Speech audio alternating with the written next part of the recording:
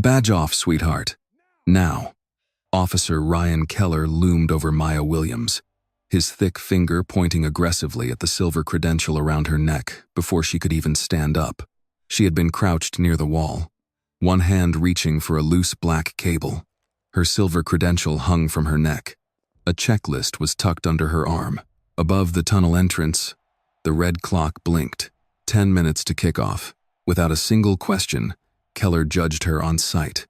He saw a black woman crouched in a restricted tunnel, and his decision was already made. Maya rose. Keller lunged forward, his heavy frame cutting off the corridor. His forearm shot out, forcing her back until concrete bit into her shoulder blades. The clock blinked again. 9 minutes and 47 seconds. Cleaning crew doesn't wear silver credentials, Keller said. Officer Luis Ramirez stopped near the equipment rail. His body camera light was green. Maya noticed it. Keller noticed her noticing. Don't look at him, Keller said. You're dealing with me. He pushed closer, using his size to close the space. Maya's shoulder touched the concrete. In that pressure, Andre came back to her. Her brother had once stood in a stadium tunnel with a valid pass. Security called it fake. He was escorted out, written up, and treated as a problem before anyone checked the truth. The report cost him his scholarship. The complaint came back with 2 cold words: insufficient evidence. No one had to hurt Andre physically. They only had to write the lie first. Name, Keller snapped. Maya said nothing. Keller smirked. That's what I thought, Ramirez said. Keller, we should scan the credential. I've got eyes, Keller said. That's not a scan. Keller turned his head. You want to run this stop, rookie? Ramirez went quiet. In Maya's earpiece, voices moved fast. Broadcast ready. Teams in tunnel. Final safety clearance pending. Then came the line that mattered. Gate 18 still locked. The clock blinked. 9 minutes and 4 seconds. Maya glanced at the status panel. Gate 18 was still locked. Keller stepped closer. Eyes here. Maya stayed silent. His hand shot out and caught the strap of her credential. He yanked it hard. The strap snapped against the back of her neck. The silver card jerked forward in his fist. He did not scan it. He did not radio the number. He barely read it. Where'd you steal this? He asked. Maya did not answer. Ramirez stepped forward. Just let me run it. Keller pushed the card against Maya's chest. She can answer. Silence. The clock blinked. 8 minutes and 38 seconds. Keller's jaw tightened. Her absolute stillness was making him look foolish in front of his rookie. He wanted a reaction to justify his report, but Maya gave him nothing. Keller grabbed her upper arm and turned her toward the wall. Hands behind your back, Ramirez said. We don't have to cuff her. Watch the tunnel, Keller snapped. Keller seized Maya's right wrist and pulled it behind her. Then he caught the left and forced both hands together at the small of her back. The clock flashed. 8 minutes and 2 seconds. His handcuffs came out. Cold steel pressed against her wrist. Cut. The first cuff locked. He pulled her other wrist tighter. Cut. The second cuff closed. Ramirez looked at his body camera. Still recording. Keller leaned close. That's what happens when you sneak into places you don't belong. Then he ripped the broken credential strap from her neck. The card fell face down on the concrete near the loose cable. The clock kept blinking. 8 minutes. 7 minutes and 59 seconds. 7 minutes and 58 seconds. Above them, the stadium waited for a match that was not safe to begin. Keller tapped his radio. Unit 7 to control. I've got a subject detained in the restricted tunnel. Possible fake credential. Refused to identify. Maya finally spoke. Her voice was calm. Run my name. Keller's thumb paused on the radio. She lifted her chin toward Ramirez's camera. Spell it right. Keller held the radio close to his mouth. But for the first time since he had stepped into the tunnel, he did not speak right away. Ramirez saw it. The pause was small, but it was there. Keller had expected fear. He had expected begging. He had expected Maya to finally give him the name of some supervisor he could ignore. Instead, she had given him an order with the calm of someone who knew exactly how this would end. Keller recovered quickly. Control, Unit 7, he said into the radio. Run a name. Female, black, late 20s. Says her name is Maya Williams. He looked back at her with a crooked half-smile. "You want them to spell it right," he said. "Let's make sure you gave me the real one first." Maya did not answer. The clock above the tunnel blinked. 7 minutes and 43 seconds. Ramirez shifted his weight, eyes moving from Maya's cuffed hands to the credential lying face down on the concrete. He knew what a fake badge usually looked like. Cheap laminate, wrong font, wrong seal, wrong lanyard color. Maya's credential did not look fake. It looked expensive, official, and handled by someone who had used it all morning without being questioned until Keller arrived. "Keller," Ramirez said, keeping his voice low. "We should pick up the credential and scan it." Keller snapped his eyes toward him. "You want to keep correcting me on an active stop? I want the stop to hold up." "It'll hold up." Ramirez looked at the body camera light again. "Then, scanning helps." For a second, Keller's mouth tightened. He hated that answer because it sounded reasonable. Worse, it sounded reasonable while the camera was recording. In Maya's earpiece, another voice cut in. "Gate 18 remains locked." "Repeat. Gate 18 remains locked." Maya closed her eyes for one breath, not in fear, in calculation. If Gate 18 stayed locked and the opening sequence began, crowd movement on the east side would start before anyone had corrected the exit pattern. 80,000 people did not have to panic all at once for a bad decision to become permanent. One blocked route was enough. One false assumption. One man deciding he already knew what he was looking at. The exact same bureaucratic machinery that crushed Andre was operating in this tunnel. Keller wasn't just holding handcuffs. He was drafting a lie that would become institutional truth within minutes. Maya kept her eyes locked on the crimson indicator of Gate 18. She had to let the trap close completely on Keller before she could dismantle his entire system. "Subject is detained," Keller continued into the radio. "Possible fraudulent access credential. Refused to identify until after detention. Possible interference with restricted operations." Ramirez looked at him. "That's not what happened." Keller lowered the radio. "What did you say?" "She didn't refuse to identify. You didn't give her a real chance to identify. And we still haven't scanned the badge." Maya heard the tremor beneath Ramirez's words. Not fear exactly. Cost.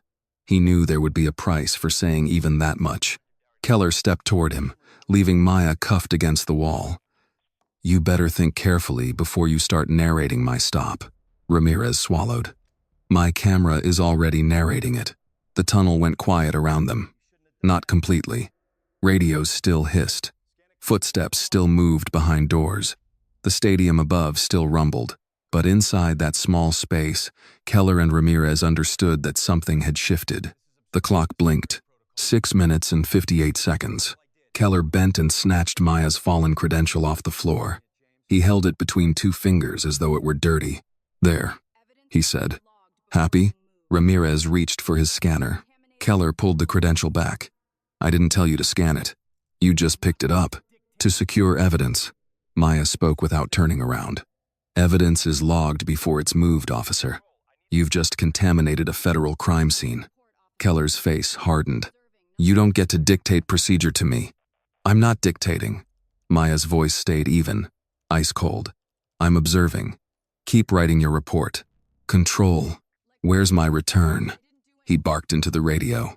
No answer came back immediately. Up in the control room, Grace Whitman bypassed standard protocols. The anonymous tip had been too clean, detailing Maya's clothing down to the fabric of her blazer like a pre-written script. Her fingers flew across the console, pulling up Ramirez's live body cam feed on one screen and the administrative access log for Gate 18 on the other. Grace pulled up the camera feed from Ramirez's body cam. Maya was cuffed. Keller was standing too close.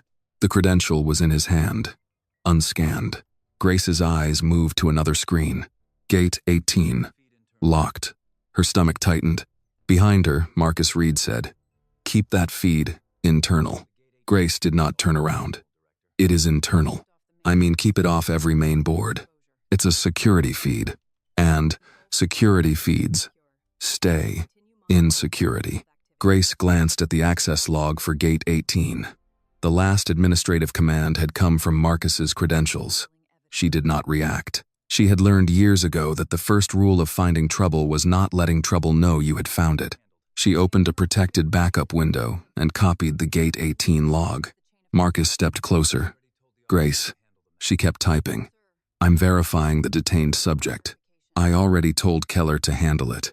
"That's not verification." He leaned over her shoulder. "We are 5 minutes from kickoff. Do not turn a minor credential issue into a stadium problem." Grace finally looked up at him. "A locked exit is a stadium problem." Marcus's expression went flat. "The exit is being handled." "By whom?" "By me. That's what concerns me." For 1 second, Marcus forgot to look calm. Then the name return appeared on Grace's screen. "Maya Elaine Williams." Grace read the first line, then the second, then the clearance status. Her hand stopped over the keyboard. On the tunnel level, Keller was still holding the radio. "Control," he said. "I asked for a return." The clock blinked. 5 minutes and 18 seconds. Grace reached for the main audio switch. Marcus saw the movement. "Grace, don't." She opened the broadcast override panel. "Grace," Marcus said, sharper now. "I am ordering you to stand down." She did not answer him. On every monitor tied to the internal stadium board, the regular pre-match feed flickered. In the tunnel, Ramirez looked up as a low electronic pulse moved through the speakers. Keller frowned. "What the hell is that?" Above the field, the jumbotron cut to black. For one breath, the entire stadium lost its picture. Then Ramirez's body camera filled the giant screen. The image was raw, close, and unforgiving. Maya cuffed against the concrete wall. Keller gripping her credential. The loose cable on the floor. The red clock counting down behind them. Grace's voice came through the main radio channel, steady enough for everyone to hear the effort it took. "Unit 7, stand by." Keller went still. Grace continued. "Name returns clear. No warrants. No credential issue." Ramirez stopped breathing for a second. Grace read the next line. "Maya Williams is the Commissioner for Stadium Safety and Integrity. She is the final kickoff authority for this championship match. Confirm copy." The tunnel did not move. Neither did Keller.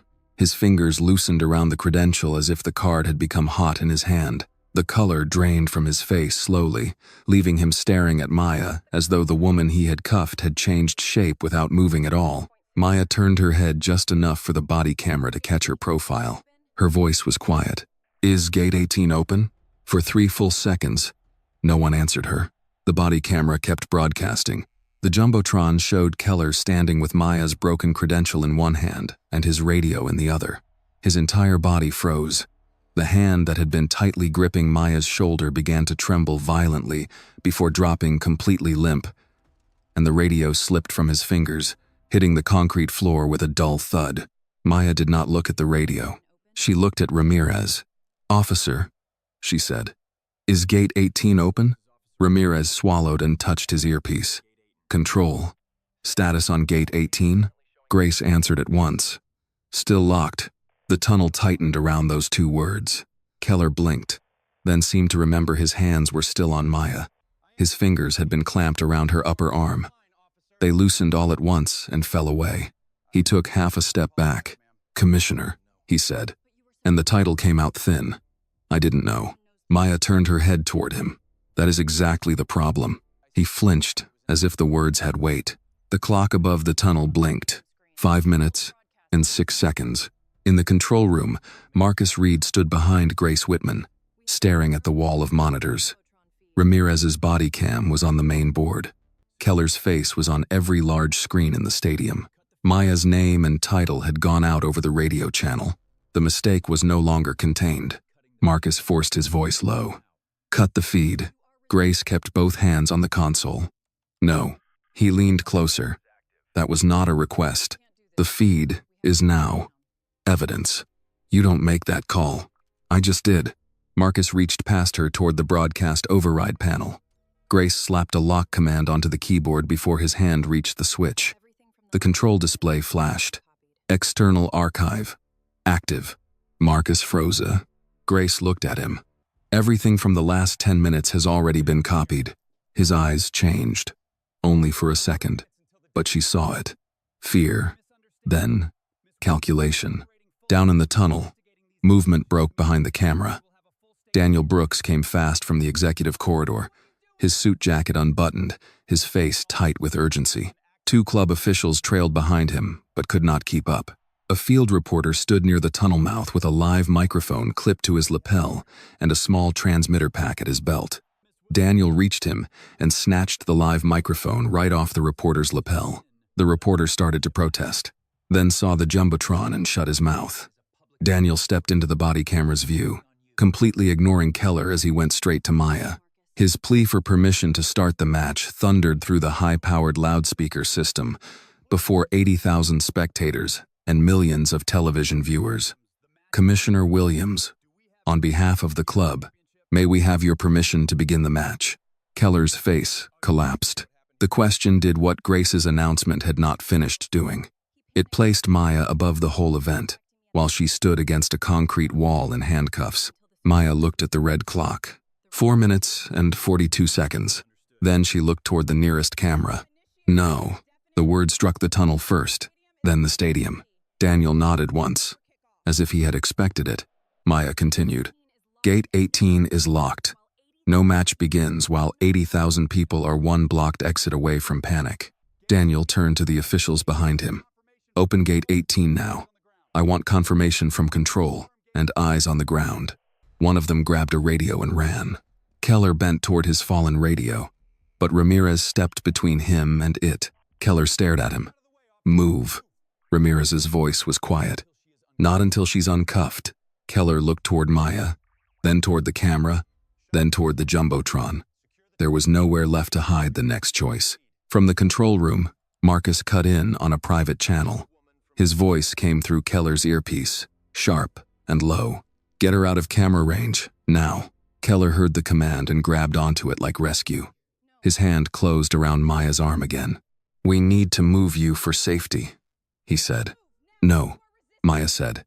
He pulled harder, trying to force her toward the holding room, but Maya slammed her heels hard against the concrete floor to create a solid anchor.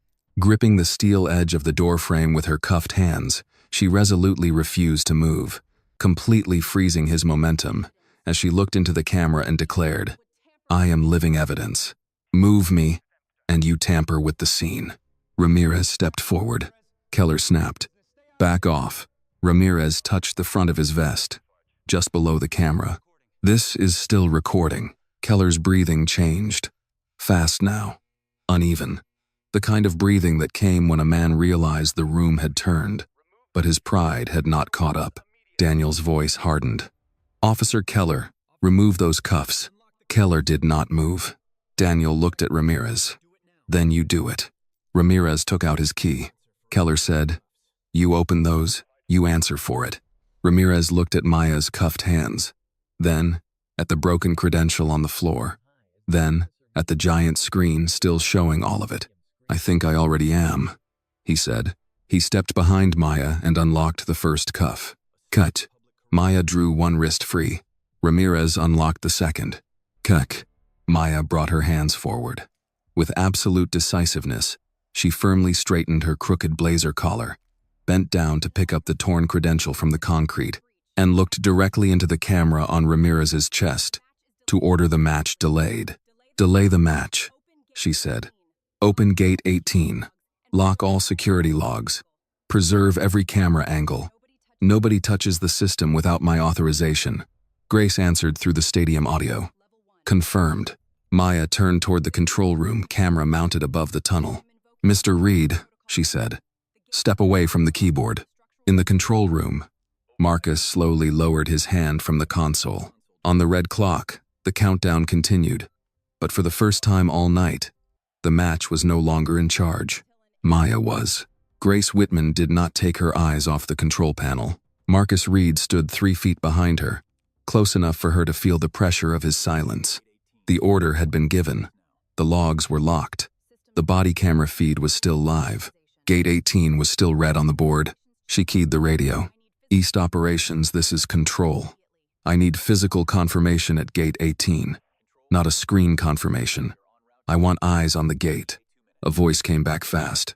Copy, Control. Moving now, Marcus said. You've created a public incident. Grace kept typing. No. You created a locked exit. You don't know what you're talking about. I know your account locked gate 18. That stopped him. Not long. Just enough. Then Marcus leaned over her shoulder.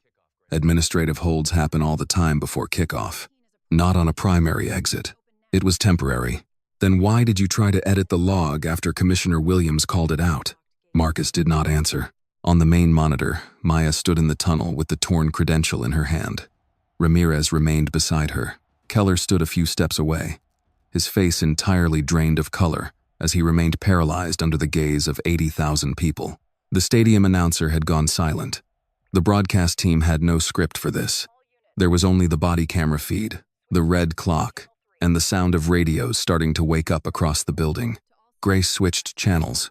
All section supervisors, hold crowd movement. No promotional cue, no opening ceremony.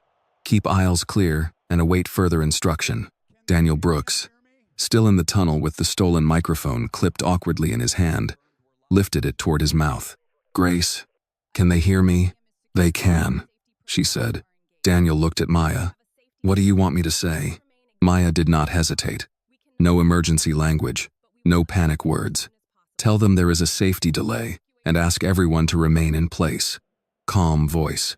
No promises about timing. Daniel nodded. He turned toward the camera, but Maya stopped him. Not to the camera, she said. To the people. Daniel understood. He faced the tunnel opening, where his voice would carry through the stadium system. Ladies and gentlemen, he said, steady but stripped of every trace of ceremony. We are pausing kickoff for a safety verification. Please remain in your seats and keep all aisles clear. Stadium staff are confirming an access route.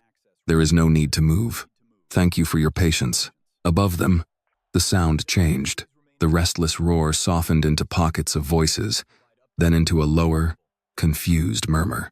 People did not like delays, but they understood a calm voice better than a flashing alarm. Maya listened to the shift in the building's acoustics, instantly analyzing the frequency of the crowd's movement. Fast footsteps meant fear. Sudden silence meant shock. What echoed down the tunnel now was irritation and uncertainty. But the threshold of panic had been successfully averted. Good. She looked at Ramirez. Your camera stays on. Yes, Commissioner. The word came out with respect, but also with apology. Maya heard both. Keller bent slightly and reached for his fallen radio. Leave it, Maya said. His hand stopped. That's department property, he muttered. It's evidence. He straightened, anger returning because shame had nowhere else to go. You can't just take over a police action. Maya held up the torn credential.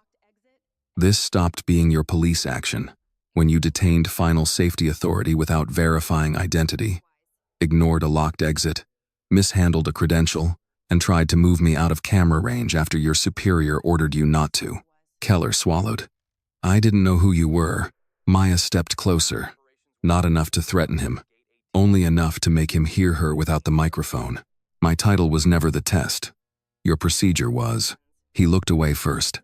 Grace's radio crackled. Control. E-stops. I'm at gate 18. Maya turned toward the nearest wall speaker. Grace said, report status. The man on the radio was breathing hard. Gate is physically locked. Chain through the interior crash bar. Padlock in place. This is not a software issue. Grace's fingers froze over the keyboard. Daniel said, a chain. Maya's expression did not change, but something in her voice sharpened. Cut it. E-stops answered. We need bolt cutters. Daniel turned to one of his officials. Maintenance cage. Now. The official ran. Marcus shifted behind Grace, his reflection in the monitor showing his sudden pivot toward the side door leading to the auxiliary control station. Grace instantly slammed her hand onto the private comm line. Security supervisor at the door. Physically block Mr. Reed from leaving. The heavy click of the door lock echoed, forcing Marcus to an abrupt halt. Slowly, he turned back. Excuse me? Grace did not look at him. You heard me. You work for me. Not tonight. The control room door opened. 2 senior stadium supervisors stepped in. They were not police. They were older men in navy jackets, the kind who had worked enough packed events to know that locked exits were not paperwork. One of them, Harold Price, stepped directly into Marcus's path, placing a firm, unyielding hand over the terminal console lock. "Sir, step away from the consoles." Marcus laughed once. "You cannot be serious." Harold did not laugh with him. "I've been in this building since it opened. I am very serious." In the tunnel, the clock blinked. 3 minutes and 26 seconds. Maya watched the number drop, but it no longer controlled the night. Kickoff would not happen. Not until the building was safe. A maintenance worker arrived at Gate 18 with bolt cutters. The radio picked up metal scraping against metal. E-stops said, "Cutting now." Everyone waited. The first bite did not break it. The second did. A sharp crack came through the channel. "Chain is off," E-stops reported. "Gate 18 open." Repeat. "Gate 18 is open." Grace updated the board. Gate 18 turned green. For the first time in nearly 10 minutes, Maya allowed herself a full breath. "Confirm all east side flow paths," she said. Grace relayed the order. Daniel lowered the microphone. "Commissioner, when this is over, I owe you more than an apology." Maya looked at him. "You owe the public a system that works when no one important is watching." Daniel nodded, his jaw tightening, as the absolute truth of her words forced him into a grim silence. Keller stood silent near the wall. Ramirez kept himself between Keller and Maya without making a show of it. Then, Grace spoke again, this time slower. "Commissioner Williams, I have an attempted log modification from Auxiliary Station 2. Maya's eyes lifted toward the control room camera. "By whom?" Grace answered. "Account name, M. Reed," Marcus shouted from the control room. "That is an administrative correction." Maya's voice stayed controlled. "No, that is evidence of intent." She turned to Ramirez. "Officer Ramirez, maintain your recording. Mr. Brooks, secure the tunnel. Miss Whitman, preserve that attempt and isolate every command tied to Gate 18. Grace said, "Already done." Maya looked once at Keller, then at the place where the broken strap had scratched her neck. The old anger rose. Andre's file, Andre's pass, Andre's scholarship. All of it started with someone deciding that truth could be adjusted after the fact. Not tonight. She lifted the microphone Daniel still held, bringing her voice back into the system. "This match remains delayed until an independent safety sweep is complete." No one argued. Not Keller. Not Marcus. Not the stadium. For the first time that night, every locked door in Hawthorne National Stadium had a name attached to it. The independent sweep began with the sound of running feet. Not panic. Work. Maintenance teams moved through the east corridor with bolt cutters, radios, and laminated maps. Senior ushers checked stairwells. Fire lane supervisors unlocked secondary barriers and called back confirmations one by one. Grace Whitman's voice kept the rhythm from the control room, steady and exact. "Section East lower, confirm clear path. Clear. East mezzanine, confirm. Clear. Gate 18 interior swing, open and moving free." Maya stood in the service tunnel with Daniel Brooks to her right and Ramirez a few feet behind her, his body camera still recording. The torn credential rested in her hand. The strap hung loose from it, one end frayed where Keller had ripped it from her neck. Keller stood, pinned near the wall, hands visible, his jaw locked tight as Ramirez maintained a strict physical perimeter around him. That did not make him harmless. An officer stripped of authority remained an unpredictable liability once the reality of an investigation set in. Daniel lowered the borrowed microphone and spoke quietly. "Commissioner, the network wants to know whether they should cut away." "No," Maya said. He looked at her. She kept her eyes on the tunnel camera. "Not yet." Keller's head snapped up. "You're going to keep humiliating me?" Maya turned to him. "You did that yourself." "I was responding to a call." "You were responding to an assumption." His face flushed. "You don't know what I thought. I know what you did." Ramirez shifted his weight, physically stepping between them to ensure Keller remained completely isolated. Grace's voice came through again. "Commissioner, all east side flow paths are now open. Independent sweep is at 70% complete." Maya answered. "Continue until full confirmation. No partial clearances." Copy. Daniel rubbed a hand over his mouth. He looked older than he had 10 minutes ago. I want you to know something. The club will cooperate with every review. Maya looked at him. That starts now. Tell me what you need. Lock down every security recording from 2 hours before gates opened to now. Tunnel cameras, access scans, officer body cams, radio traffic, control room cameras, auxiliary station cameras, credential logs, gate logs, and any external cameras covering staff entrances and adjacent lots.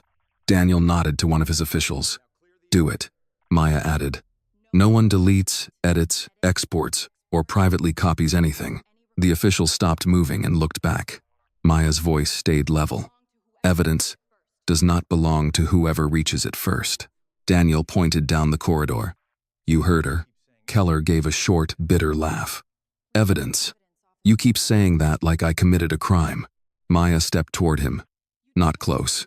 Just enough. Officer Keller, you detained a person without verifying the credential in your hand. You filed a radio statement that did not match what your own partner's camera recorded. You attempted to move the detained person after her identity and authority were confirmed. You handled a damaged credential without documenting it. You ignored a locked exit during final safety clearance. His mouth opened. Maya continued before he could speak. Do not explain. Explanation comes later. Right now, you will stand where Officer Ramirez can see you, and you will not touch your radio, my credential, your report system, or any recording device. Keller stared at her. You can't order me around. Daniel's voice hardened. In this stadium, tonight, she can, Ramirez said. Keller, just do it. That cut deeper than Daniel's authority. Keller glared at Ramirez, his fists clenching tight at his sides as his partner stood his ground. You think this makes you clean? Keller said. Ramirez's face tightened, but he did not look away. No, I think it makes me late. For the first time, Maya looked at him with something close to approval. Not forgiveness, not yet, but recognition. Grace broke in. Commissioner, we have Marcus Reed secured in the control room. He is demanding command access. Denied. He says he has operational authority. Suspended pending review. A pause. Then Grace said, Understood. In the control room, Marcus Reed stood between two senior supervisors with his hands away from the console. His arms were tightly crossed, his posture stiff as he stared blankly at the dark terminal display. He looked at Grace. You understand this will come back on you. Grace did not look away from her screens. Most things do when they're documented. You think she'll protect you. I think the logs will. Marcus's eyes moved toward the side monitors. Too late. Auxiliary Station 2 was already isolated. Gate 18's command history had already been copied. The attempted modification had already been flagged. His mistake had not been touching the system. His fingers twitched against his sleeve. The system he thought he owned had locked him out completely. Downstairs, the sweep reached completion. Grace announced it over the main channel. All primary and secondary east side exits confirmed open. All flow paths verified. Safety sweep complete. Daniel exhaled. Commissioner? Maya did not answer immediately. She looked down at the torn credential in her hand. The card had her name printed cleanly across the front, but the strap was cleanly severed. Without a word, she firmly pressed the damaged plastic into Daniel's palm. He hesitated. You want me to take this? I want it photographed, bagged, and logged with the rest. He nodded and accepted it with both hands. Careful now in a way Keller had not been. Keller watched the exchange, then muttered, All this, over a misunderstanding. Maya faced him. No, she said. A misunderstanding is when two people look for the truth and miss each other. You never looked. The tunnel went quiet again. Ramirez's camera caught Keller lowering his eyes. A voice from broadcast control came through Daniel's earpiece. He listened, then said, The league office is asking whether the match can begin after the delay. Maya looked to Grace's camera feed, then to the open status board. Gate 18 was green. The sweep was complete. The logs were locked. The public had been told to remain seated. The building was stable, but the match could not resume as if nothing had happened. Daniel, she said, you will make one statement before kickoff. What statement? You will tell the public the delay was caused by a safety verification, that all exits are now clear, and that an incident involving stadium security is under review. No names except mine. No blame before the evidence review. No cover story. Daniel nodded. And then the match may begin. He lifted the microphone again, gripping it firmly as he waited for Grace to open the live audio channel. His voice carried across the stadium. Ladies and gentlemen, thank you for remaining in place. The safety verification is complete. All exit routes are confirmed open. The championship match will begin shortly. An incident involving stadium security is under formal review, and Commissioner Maya Williams has cleared the stadium for play. A low murmur rolled through the building as 80,000 spectators absorbed the announcement. Maya stood motionless, her eyes scanning the green status indicators on the monitors. Daniel lowered the mic and looked at her. Commissioner Williams, do we have permission? Maya gave one short nod. Yes. Begin the match. The message moved through the system. Referees were called back. Teams were held for a reset. Broadcast prepared a revised open. Stadium staff stayed at their posts. Gate 18 remained open. Keller remained under watch. Ramirez remained recording. Grace remained at the console. And Maya Williams, who had been mistaken for someone who did not belong, stood in the tunnel until the first whistle sounded above her. Only then did she turn away from the field and toward the real work. The first whistle did not end the incident. It only moved it indoors. While the crowd above returned to the championship match, the lower level of Hawthorne National Stadium shifted into an active investigation. Doors were held open for investigators. Security staff surrendered radios. Supervisors who had been loud before kickoff now spoke in careful sentences. Every hallway camera, every access panel, every body cam, every gate log had become part of the night's record. Maya walked beside Daniel Brooks through the operations corridor. Her blazer straightened, but her neck still bare where the credential strap had snapped. She had no interest in the field now. The game was finally safe enough to begin. That was her singular focus until the administration answered for the security failure. Daniel kept pace, his phone buzzing non-stop in his hand. The league office wants a private call, he said. They can wait. The governor's office called. They can wait too. Daniel looked at her. The network is asking whether you'll make a statement at halftime. No, they're going to keep asking. I'm not here to feed a broadcast. He put the phone away. They reached a glass-walled conference room near the control center. Inside, Grace Whitman had already sent 3 copies of the locked data to the external archive. Ramirez stood rigid near the far wall, his body camera still securely attached. Keller sat frozen at the table, flanked by 2 senior supervisors who kept a direct watch on his hands. His radio, notebook, and service tablet lay in separate evidence bags. Marcus Reed was not in the room. Maya noticed immediately. Where is Reed? Grace answered from the doorway. Held in the control office with Harold Price and another supervisor. He asked for counsel. Good.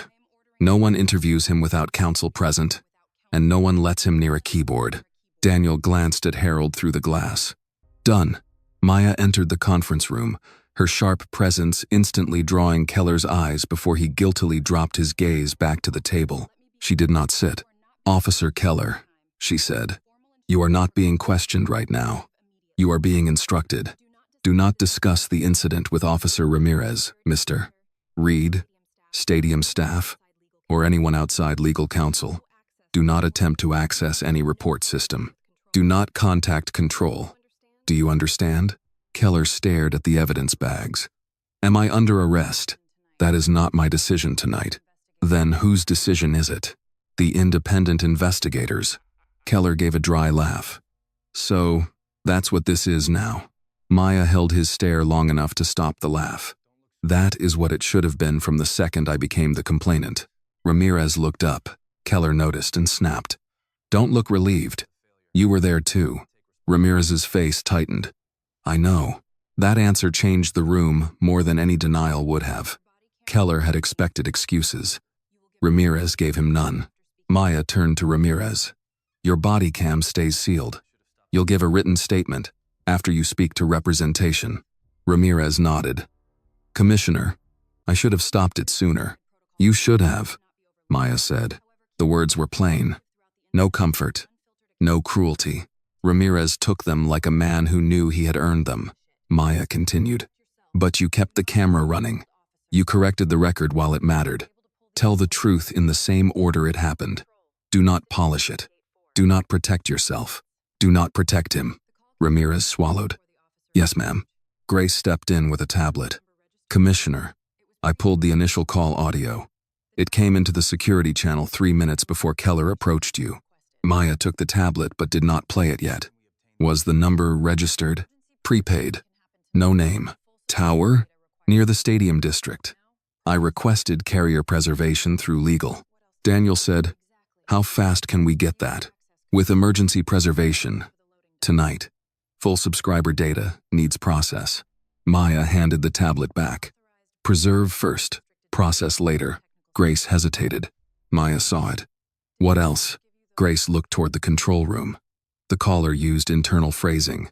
Not a fan. Not a random tip. What phrase? Unauthorized black female.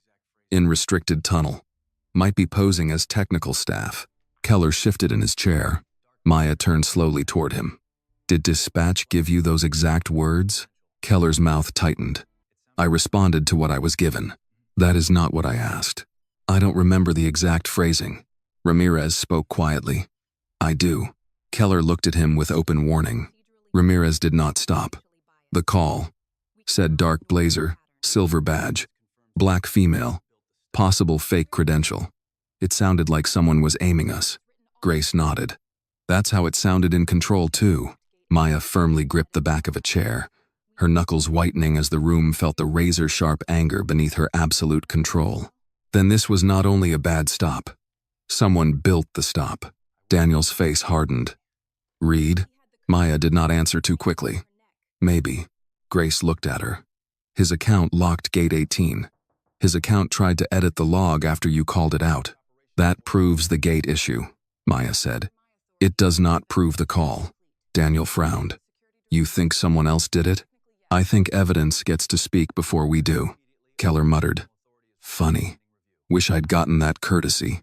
Maya faced him. You had it. It was hanging from my neck. No one spoke. A knock came at the glass. Harold Price opened the door halfway. Commissioner.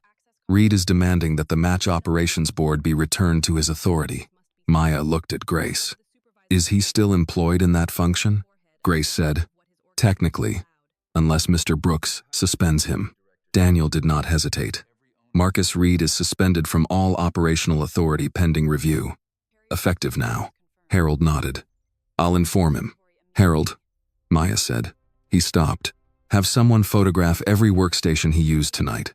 Screens, keyboards, access cards, login states. Then seal them. Yes, ma'am. After he left, Daniel rubbed his forehead. I hired him 6 years ago. Every owner in the league told me he was the best at keeping problems quiet. Maya looked at him. That should have worried you. It does now. Now is expensive. He accepted that. Grace's tablet chimed. She read the update. Carrier preservation confirmed. Also, external camera inventory is coming in. There's a gas station and a car wash across from the west staff entrance. Both cameras face parts of the access road. Maya's posture changed. Get the footage preserved now. Daniel lifted his phone. I'll have legal call both businesses. Not legal first, Maya said. Security first, polite and documented. Ask them to preserve. Do not tell them what we think we're looking for. Grace nodded and moved back toward control. Keller watched all of it, his face drawn tight. You're treating this like a conspiracy. Maya picked up the evidence bag containing her torn credential. She held it where he could see the broken strap. No, Officer Keller. I'm treating it like a scene. His eyes flicked to the credential, then away. Outside the room, the stadium erupted. A shot on goal, maybe. A near miss. A crowd returning to the game because someone else had made sure the exits were open. Inside the conference room, no one moved toward the sound. Maya placed the credential bag back on the table. From this point forward, she said, we build a timeline. Not opinions, not excuses. Minute by minute. Who called? Who received? Who moved? Who touched a system? Who handled evidence? Who lied? Ramirez looked at Keller. Keller stared at the table. Daniel looked toward the control room, where Marcus Reed could still be seen through the glass. His jaw clenched as he stood rigidly between two supervisors. Grace's voice came through the open doorway. "Commissioner, the car wash owner is on the line.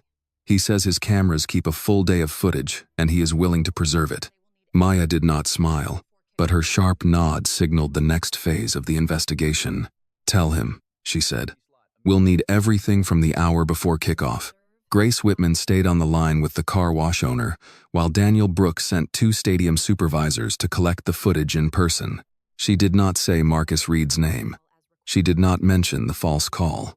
She used the words Maya had told her to use: preserve, copy, document, timestamp. Nothing more.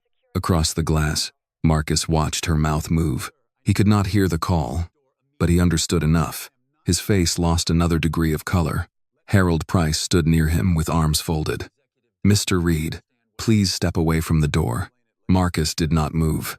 "I need to speak to Mr. Brooks. Mr. Brooks suspended your operational authority. He does not understand what he is doing." Harold's voice stayed flat. "Then you can explain it later." Marcus turned toward the control room monitors. The match was underway now, but none of those screens mattered to him. His eyes kept moving to the log archive window, the locked Gate 18 file, and the small status line showing external backup complete. He had spent years making problems quiet. Tonight, the building had learned to speak without him. In the conference room, Ganai, Maya began the timeline on a whiteboard. She wrote without drama. "Loose cable observed. Gate 18 locked. False access concern broadcast. Keller approaches. Credential not scanned. Physical detention. Name run. Identity confirmed. Jumbotron feed. Gate 18. Physically chained. Read account modification attempt." Daniel watched her write. "You should sit down." "I'm fine." "You were handcuffed less than half an hour ago." Maya uncapped a blue marker. "That doesn't change the sequence." Ramirez stood near the wall, waiting for someone to tell him where to go. Keller remained seated, staring at his own service tablet inside an evidence bag. Maya turned. "Officer Ramirez." "Yes, ma'am." "Start with the call. Everything you remember. Exact words if possible." Ramirez took a breath. "We were posted near the south access corridor. Keller heard the security alert before I did. The wording was direct. Black, female, dark blazer, silver badge, possible fake credential, restricted tunnel." He started moving immediately. "Did he ask control to verify the badge before approaching?" "No." "Did you suggest it?" "Yes." "When?" "Before contact. Then again after contact. Then again after she was detained." Maya wrote the times as approximations and marked them for body cam confirmation. Keller shifted. "He's guessing." Ramirez looked at him. "The camera has it." Keller's lips pressed together. Maya did not look up from the board. "Good. We'll use the recording." Grace entered with a printed sheet. "Carrier preservation is logged." The phone that made the call hit a tower covering the west staff entrance, the gas station, and the car wash. Daniel took the sheet, then looked at Maya. "That puts the caller close." "It puts the phone close," Maya said. "We still prove the hand holding it." Grace nodded. "The car wash owner says the camera covering the access road has a clear view of vehicles entering from the west. Who is collecting it?" "Harold sent Price and McKenna. Chain of custody." Grace held up another form, printed and signed before they left. Maya gave a short nod. "Good." Keller laughed under his breath. "This is insane." Maya finally turned to him. "What is?" "All of it. You people are acting like some spy movie because I stopped somebody in the wrong hallway." Maya walked to the table and placed both hands on the back of a chair. "You did not stop somebody in the wrong hallway. You detained the person responsible for final safety clearance after refusing to scan the credential that proved it. You ignored a locked emergency exit. You described events over the radio that your partner's camera does not support. Then, after my identity was confirmed, you tried to move me out of view." Keller looked away. She continued. "And now we have a false call, a locked gate, an attempted log change. and a suspended security director who wants access back. That doesn't mean I was part of anything. No one said you were. That answer unsettled him more than an accusation. Daniel leaned back against the wall. What does it mean? Maya returned to the board. It means someone understood Keller well enough to know what he would do with a certain kind of call. Ramirez's face changed. Like bait. Maya wrote the word on the board. Bait. Keller stood suddenly. I'm done listening to this. Ramirez moved, but Maya lifted one hand. Keller stopped when he saw Daniel's two supervisors turn toward him outside the glass. You are not under interview, Maya said. You are under preservation. Sit down. His face burned. For a moment, it looked like he might refuse. Then the door opened. Harold Price stepped in. Commissioner, Mr. Reed is requesting to leave the control room to retrieve personal medication from his office. Grace looked up sharply. His office has a workstation, Maya said. What medication? Harold paused. He did not specify. Ask him. If it is urgent, send medical staff to retrieve it from a location he identifies. He does not enter any office alone. Harold nodded. Understood. Daniel's phone buzzed. He checked it. The League General Counsel is on site in 10 minutes. Good, Maya said. They can formalize the independent review. He lowered the phone. You already knew this would have to leave the club. The club employed Reed. Stadium security detained me. Internal review is compromised before it begins. Grace said. State event, safety board, and outside counsel. Civil rights liaison. Digital forensics. Everyone with a lane. No one with a private exit. The phrase hung in the room. No one with a private exit. Keller sank back into his chair. A few minutes later, Harold returned with two supervisors and a sealed drive in a clear evidence sleeve. Car wash footage. Owner signed. Timestamp verified against network time. Grace took it with both hands. Maya said, play only a copy. Preserve the original. Grace connected the duplicate drive to an isolated laptop. The screen appeared on the conference room monitor. The first angle showed the West Access Road. Cars passed. Staff vehicles moved through. Delivery vans pulled in and out. Grace scrubbed carefully. Stop, Ramirez said. Grace froze the frame. A gray SUV sat near the far edge of the car wash lot, angled away from the gas station cameras. The driver's window was down. Daniel leaned closer. Can we see the plate? Grace zoomed in. The image sharpened enough. No one spoke. The plate belonged to Marcus Reed. Grace advanced the footage. Inside the SUV, a man lifted a phone to his ear. The timestamp matched the false call. Keller stared at the screen. And for the first time that night, even he seemed to understand the size of the trap. Maya looked at the frozen image, then at the word bait on the whiteboard. Her voice remained steady. Now we know who held the hook. The frozen image stayed on the screen longer than anyone needed it to. Marcus Reed's gray SUV sat at the edge of the car wash lot, angled just far enough from the gas station cameras to look deliberate. The driver's window was down. His left hand held a phone to his ear. The timestamp matched the anonymous call that had sent Keller into the tunnel. Grace checked the time again against the call log. It matches, she said. Daniel Brooks stepped back from the monitor. Get Reed in here. Maya turned to him. Not yet. Daniel stopped. Why? Because if he walks in here and sees that footage before forensics copies it, he will start performing for the room. I want the evidence secured before the first denial. Grace was already moving. I'll make a forensic duplicate and hash the original. Keller gave a bitter sound from the table. You people, and your words. Maya did not look at him. Those words are why this will hold. Ramirez watched Keller. The older officer no longer looked angry in the same way. His anger had changed shape. Before, it had been pride. Now, it was fear, with nowhere to go. Keller rubbed his hands together, then stopped when he remembered people were watching him. I didn't know Reed made the call, he said. Maya looked at him then. No one said you did. But that's what you're building. I'm building what happened. Keller leaned forward. He gave the call. I answered it. You answered it without verification. I had a description. You had a description and a bias. One of those came from Reed. The other came from you. Ramirez lowered his eyes. Keller stared at Maya. For a moment, his mouth worked without sound. Then he said, "Quieter. If I had known who you were, I would have handled it differently." The room went still. Maya's face did not change. "That is not a defense," she said. "That is the confession." Daniel looked away. His jaw locked. Keller's chair creaked as he sat back. He seemed to understand too late what he had admitted. The credential had been real only after the title became dangerous to him. Before that, she had been a body in his way. Grace printed the chain of custody sheet and placed it beside the sealed drive. "Original is preserved. Copy is ready for review. External archive confirmed." Maya nodded. "Now, bring Reed." Daniel opened the door and spoke to Harold Price. A minute later, Marcus Reed entered between two supervisors. He had fixed his face before coming in.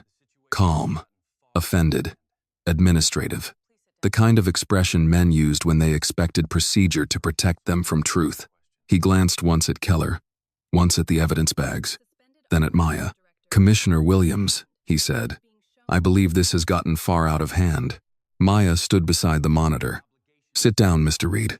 I would prefer counsel present before answering questions.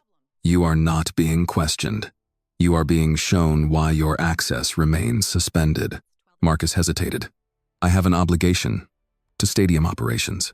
"Your access to stadium operations is part of the problem." His eyes moved to the screen, still dark for the moment. Maya said, "Grace." Grace played the footage. The gray SUV appeared. The timestamp sat in the corner. The driver's window lowered. Marcus's hand lifted the phone. A few seconds later, the call log appeared beside the image, matched to the same minute. Marcus did not blink. "That proves nothing," he said. Grace switched to the cleaned call audio. The distorted voice filled the room. "Possible, unauthorized black female in restricted tunnel. Dark blazer, silver badge. Might be posing as technical staff." Marcus folded his hands on the table. "Anonymous calls come in during major events," Maya said. "This one came from your vehicle's location. That is an assumption." Grace changed the display. A second angle showed the SUV's plate. Marcus's face tightened. Daniel spoke for the first time. "Marcus." Marcus turned toward him. "Daniel, be very careful." "No," Daniel said. "You be careful." The room went silent. Daniel stepped closer to the table. "A primary exit was chained. Your account locked it. Your account tried to alter the log. A false call came from beside your vehicle. And my final safety authority was handcuffed in my tunnel while you told my control room to keep the feet off the boards." Marcus's voice stayed low. "I managed a risk." Maya caught the phrase. "Which risk?" He looked at her. "The locked gate?" she asked. "The public seeing the detention? Or me finding the old files?" That was the first clean hit. Marcus's eyes changed. Keller noticed it. Ramirez did too. Maya continued. "Andre Williams." Marcus said nothing. She did not raise her voice. "You signed the closure. That was years ago." "Yes. It has nothing to do with tonight." "It has everything to do with tonight if you recognized my name before anyone else did." Marcus leaned back. "I review hundreds of files. You remembered mine." He smiled faintly. "That is your assumption." Grace placed another sheet on the table. "Search log from the stadium admin terminal. Maya Williams was searched in the credential system yesterday afternoon under Mr. Reed's login." Marcus turned toward Grace. The calm slipped. Daniel looked at the sheet. "Yesterday?" Grace nodded. 4:17 p.m. Maya read the log without touching it. Marcus had looked her up before she entered the building. He had known exactly who was coming. He had known exactly what she might find. Andre's file moved in her mind, not as memory now, but as motive. Marcus spoke carefully. "It is standard to review outside personnel," Maya said. "Then why did you call me unauthorized?" He had no answer ready. Keller stared at Marcus with a new expression. Not loyalty, not even anger. Recognition. The bait had a maker, but Keller now understood he had been the easiest part of the plan. Ramirez spoke quietly. "You knew he'd go after her." Marcus looked at him. "Officer, you should stop talking." Ramirez did not. "You knew exactly what kind of call to send." Maya watched Ramirez hold the line this time. Late, but standing. Daniel turned to Harold. Marcus Reed is removed from the stadium pending formal investigation. Collect his access card, keys, devices, and office workstation. He leaves with counsel or law enforcement. Not alone. Marcus stood. This is a mistake. Maya answered. No. A mistake is a wrong turn. You built a route. The supervisors moved in. Marcus looked at Keller once before leaving. You should have kept her off camera. Keller's face drained. There it was. Not full confession, but close enough to show the shape of the truth. Maya looked to Grace. Log that statement.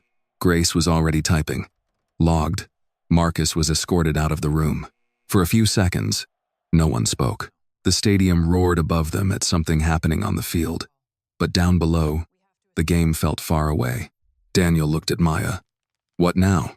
Maya picked up the sealed bag with her torn credential and placed it beside the car wash footage. Now we take it out of this building, she said. Independent investigators, digital forensics, civil rights review, and state event safety. No private cleanup. No internal quiet. Keller closed his eyes. Ramirez kept his open. Maya looked at the whiteboard timeline. What the word bait. At Andre's name, written in her own memory, though not yet, on the board. Tonight started with a locked gate, she said. But it does not end until every locked file is opened. The decision to move the case outside Hawthorne National Stadium took less than 10 minutes. Making everyone accept it took longer. Daniel Brooks stood at the end of the conference table with the league general counsel on speakerphone, the club's legal director beside him, and Maya across from both of them. Grace Whitman had printed the timeline. Ramirez's body cam had been sealed. The car wash footage sat in an evidence sleeve. Keller remained under supervision in a separate room. Marcus Reed had been escorted to a holding office with his phone, access card, and laptop taken for preservation. The match continued above them, but no one in the room checked the score. The league general counsel, a woman named Patricia Voss, spoke through the phone in a careful tone. Commissioner Williams, we need to be precise. Are you formally requesting an independent review, or are you ordering one under Stadium Safety Authority?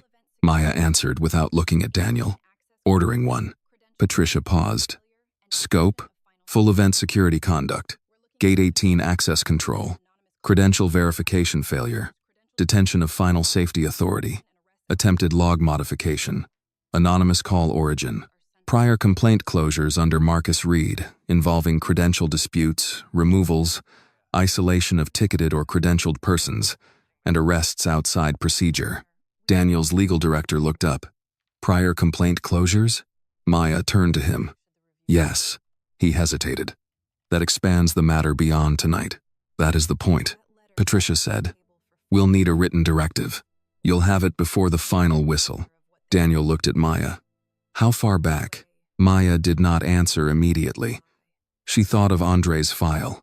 She thought of the scholarship letter that had stayed on the kitchen table for 2 weeks after it stopped meaning anything. She thought of her mother refusing to throw it away, because throwing it away felt like agreeing with the lie. 10 years, Maya said. The room went quiet. Daniel's legal director shifted in his chair. 10 years of complaint files is a large review. Maya looked at him. So was the damage. Grace stood near the wall with the printed timeline in her hands. Commissioner, I can pull the index of Reed's closed complaints tonight. Do it through counsel. Preserve the files before anyone is notified. Daniel nodded to his legal director. You heard her. The man did not look pleased, but he began typing. Maya walked to the glass and looked toward the control room. Harold Price had taken over the main board.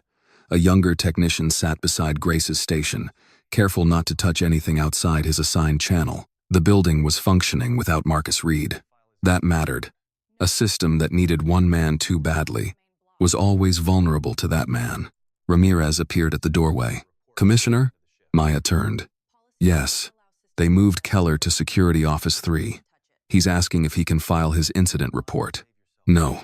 He says policy requires it before end of shift. Policy does not allow him to create a report after being instructed not to access the system. He can provide a statement through counsel.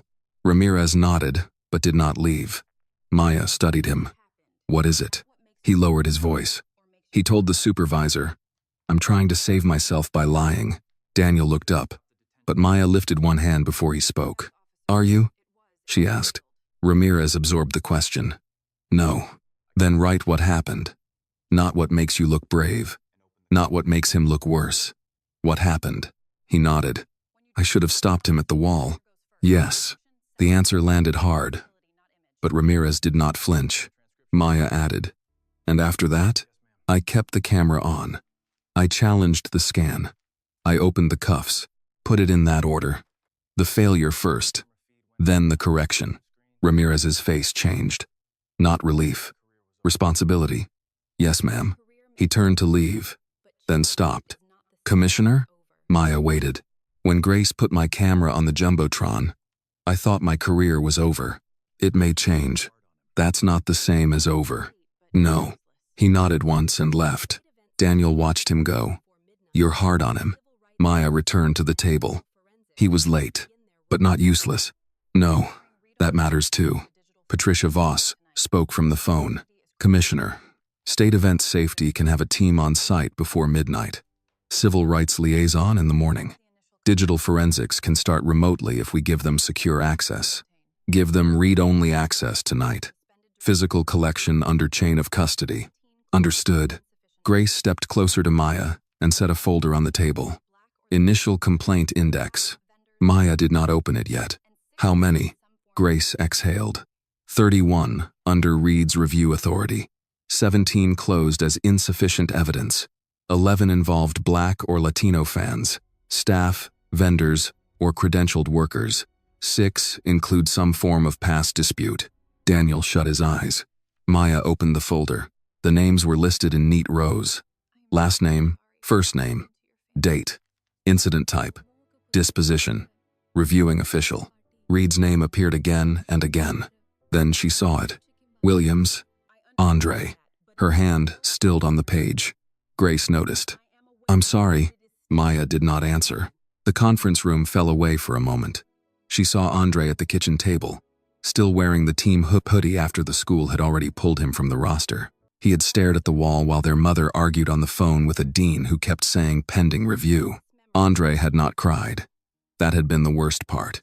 He had only folded the scholarship letter and slid it back into the envelope, as if the paper deserved more care than the people had given him. Maya closed the folder. "Preserve all 31, Daniel said. "We'll notify the league board. After preservation." He nodded. "After preservation." Grace's phone buzzed. She read the message and looked up. The car wash owner also has audio from the exterior payment kiosk. It may have captured part of Reed's call if the window was down. Daniel stared. "You're kidding." Grace shook her head. "He says it's poor quality, but it exists." Maya's voice stayed calm. "Preserve it. Do not enhance it in-house. Send it to Digital Forensics." Patricia said over the phone. "I'll add audio analysis to the order." Maya looked at the complaint folder again. "Add prior false credential allegations too." The legal director typed faster now. A knock came at the door. Harold stepped in. "Commissioner, Mr. Reed's attorney is on the phone. He's demanding to know whether Reed is free to leave." Maya looked at Daniel. Daniel answered. "He is suspended, not detained. If he leaves without devices, access cards, keys, or contact with staff witnesses." Harold nodded. Maya added, "And document the time he leaves." Harold left. Daniel leaned against the table. "He'll say we trapped him here. Then the cameras will show otherwise." "You trust cameras a lot." "No," Maya said. "I trust preserved records more than memory under pressure." He accepted the correction. The stadium roared above them again. This time the sound lasted longer. A goal, maybe. Somewhere upstairs, people were standing, shouting, hugging strangers, living inside the game. Maya did not move toward the sound. Her game had shifted to paper, timestamps, access logs, and names that had waited too long to be read aloud. Grace looked at the clock on the wall. Final whistle is about 40 minutes away. Maya picked up a pen. "Then we have 40 minutes to draft the directive." Daniel turned to his legal director. "Start the document." The man looked at Maya. "Title?" Maya opened the folder again, this time without letting Andre's name stop her hand. Independent Security Integrity Review, she said. Hawthorne National Stadium. Effective immediately. The legal director typed it. Maya leaned over the table and began dictating the scope. Her voice did not rise. It did not break. It carried the weight of every person who had been told there was not enough evidence when the evidence had been ignored, mishandled, or buried. By the time the match reached halftime, the first draft was complete. By the time the second half began, 31 complaint files were frozen. By the time the crowd above started chanting for the final push, Marcus Reed had left the building without his phone, his laptop, his badge, or the authority he had spent years hiding behind. And by the time the final whistle blew, Maya Williams had signed the order that opened every locked file with his name on it. The order changed the way people walked through the building. Before Maya signed it, staff moved around Marcus Reed's name with caution. After she signed it, they moved through his authority like it had already been removed from the walls. Access cards were disabled. Workstations were sealed. Complaint files were frozen. Anyone who had reported directly to Reed was told not to discuss the incident except with independent investigators or counsel. By midnight, Hawthorne National Stadium was nearly empty. The field lights were still on, but most of the crowd had gone. Cleaning crews worked the aisles. Broadcast cables were being packed. Food vendors counted registers. Outside, traffic moved slowly through Atlanta streets, horns tapping in tired bursts. Downstairs, the conference room was still awake. Maya stood before the whiteboard, where the timeline had grown across 3 panels. The first panel held the stadium incident. The second held Gate 18. The third held the complaint files. Andre's name was on the third panel now. Williams, Andre. Credential dispute. Removal. Scholarship impact. Closed. Insufficient evidence. Reviewer. M. Reed. Maya had written it herself. Grace entered carrying 2 cups of coffee and a plain paper bag from the staff cafeteria. Turkey sandwich. No mayo. You looked like someone who would hate mayo. Maya glanced at the bag. That obvious? You've been ordering people around for 4 hours without eating. I made an educated guess. Maya took the coffee first. Thank you. Grace set the sandwich beside the folder. Digital forensics received the car wash files. They confirmed the timestamp integrity. Audio is poor, but they think there's enough to compare speech patterns. Daniel Brooks sat at the table. Jacket off, sleeves rolled, tie loosened. He looked less like a club president now and more like a man cleaning up damage in his own house. What about Reed? He asked. Grace said. He left at 11:42 p.m. with his attorney. No devices, no access card. He refused to answer questions. Maya nodded. That is his right. Daniel looked at her. You say that like you don't mind. I mind what he did. I don't mind him having rights. That's the difference between process and revenge. Daniel absorbed that, then looked down at the table. Ramirez appeared in the doorway with a written statement in one hand. His face looked drained. He had changed from public shame into private reckoning, and it showed in the way he held the paper. Commissioner, he said. My statement. Maya pointed to the evidence clerk seated near the door. Give it to Miss Avery. Ramirez handed it over. He did not leave. Maya waited, he said. I wrote the part about not stepping in sooner. Good. I wrote that Keller blocked you with his body before he had verified anything. Good. I wrote that he pulled your wrists behind your back and cuffed you before any scan. Good. Ramirez looked down. I also wrote that when he told me to watch the tunnel, I obeyed. Maya's expression stayed steady. That happened. Yes, ma'am. Then, it belongs in the statement. He nodded, but his jaw worked like he had more to say. Maya took a breath. Officer Ramirez, you cannot undo the first minute by telling the truth about the next 9. But you can make sure the next report is not another locked door. Ramirez blinked hard once. That's what I'm trying to do. Then keep doing it when the hallway gets quiet. He understood. The hard part would not be tonight. Tonight there were cameras, lawyers, supervisors, and a commissioner standing in front of him. The hard part would come later.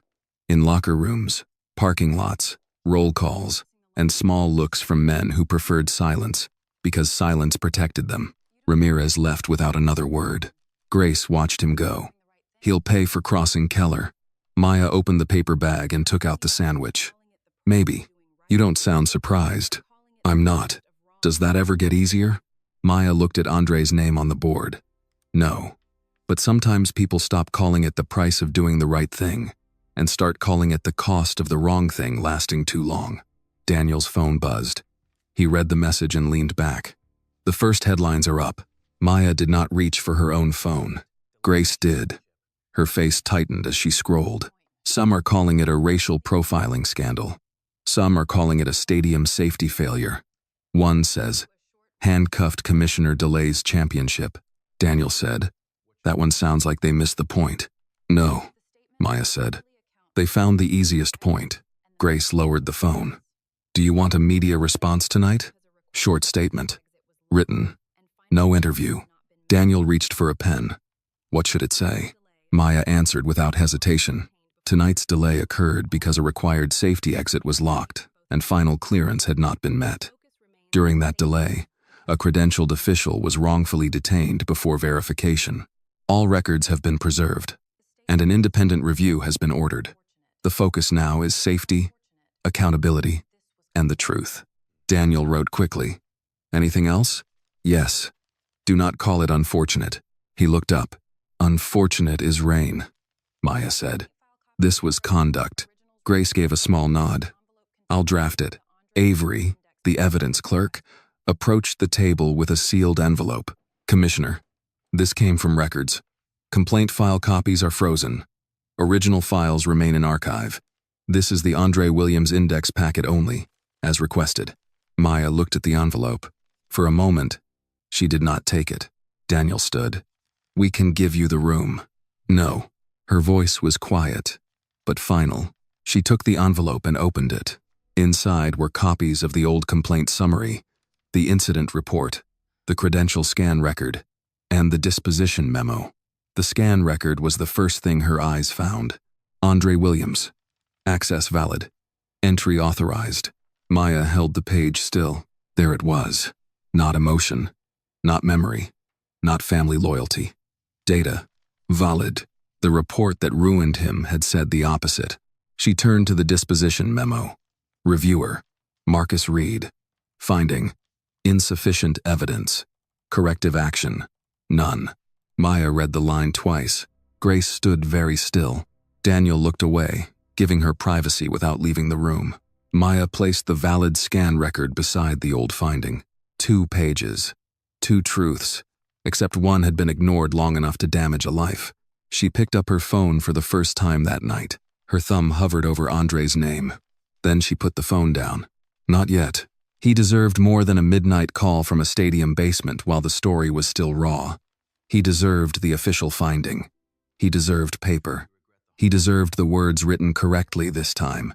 Maya slid the pages back into the envelope. Daniel spoke gently. Maya. She looked up at the use of her first name. He corrected himself. Commissioner. She let it pass. He said, I'm sorry. Were you here then? No. Then your apology is not the one he is owed. I understand. Good. Help me make sure he gets the one that matters. Daniel nodded. We will. Grace's tablet chimed again. She read the update, and her expression sharpened. Digital Forensics has a preliminary audio note, not conclusive yet, but the caller uses the phrase, posing as technical staff. Reed used the same phrase in an internal email yesterday about outside inspectors. Maya took the tablet. Send it to the review team.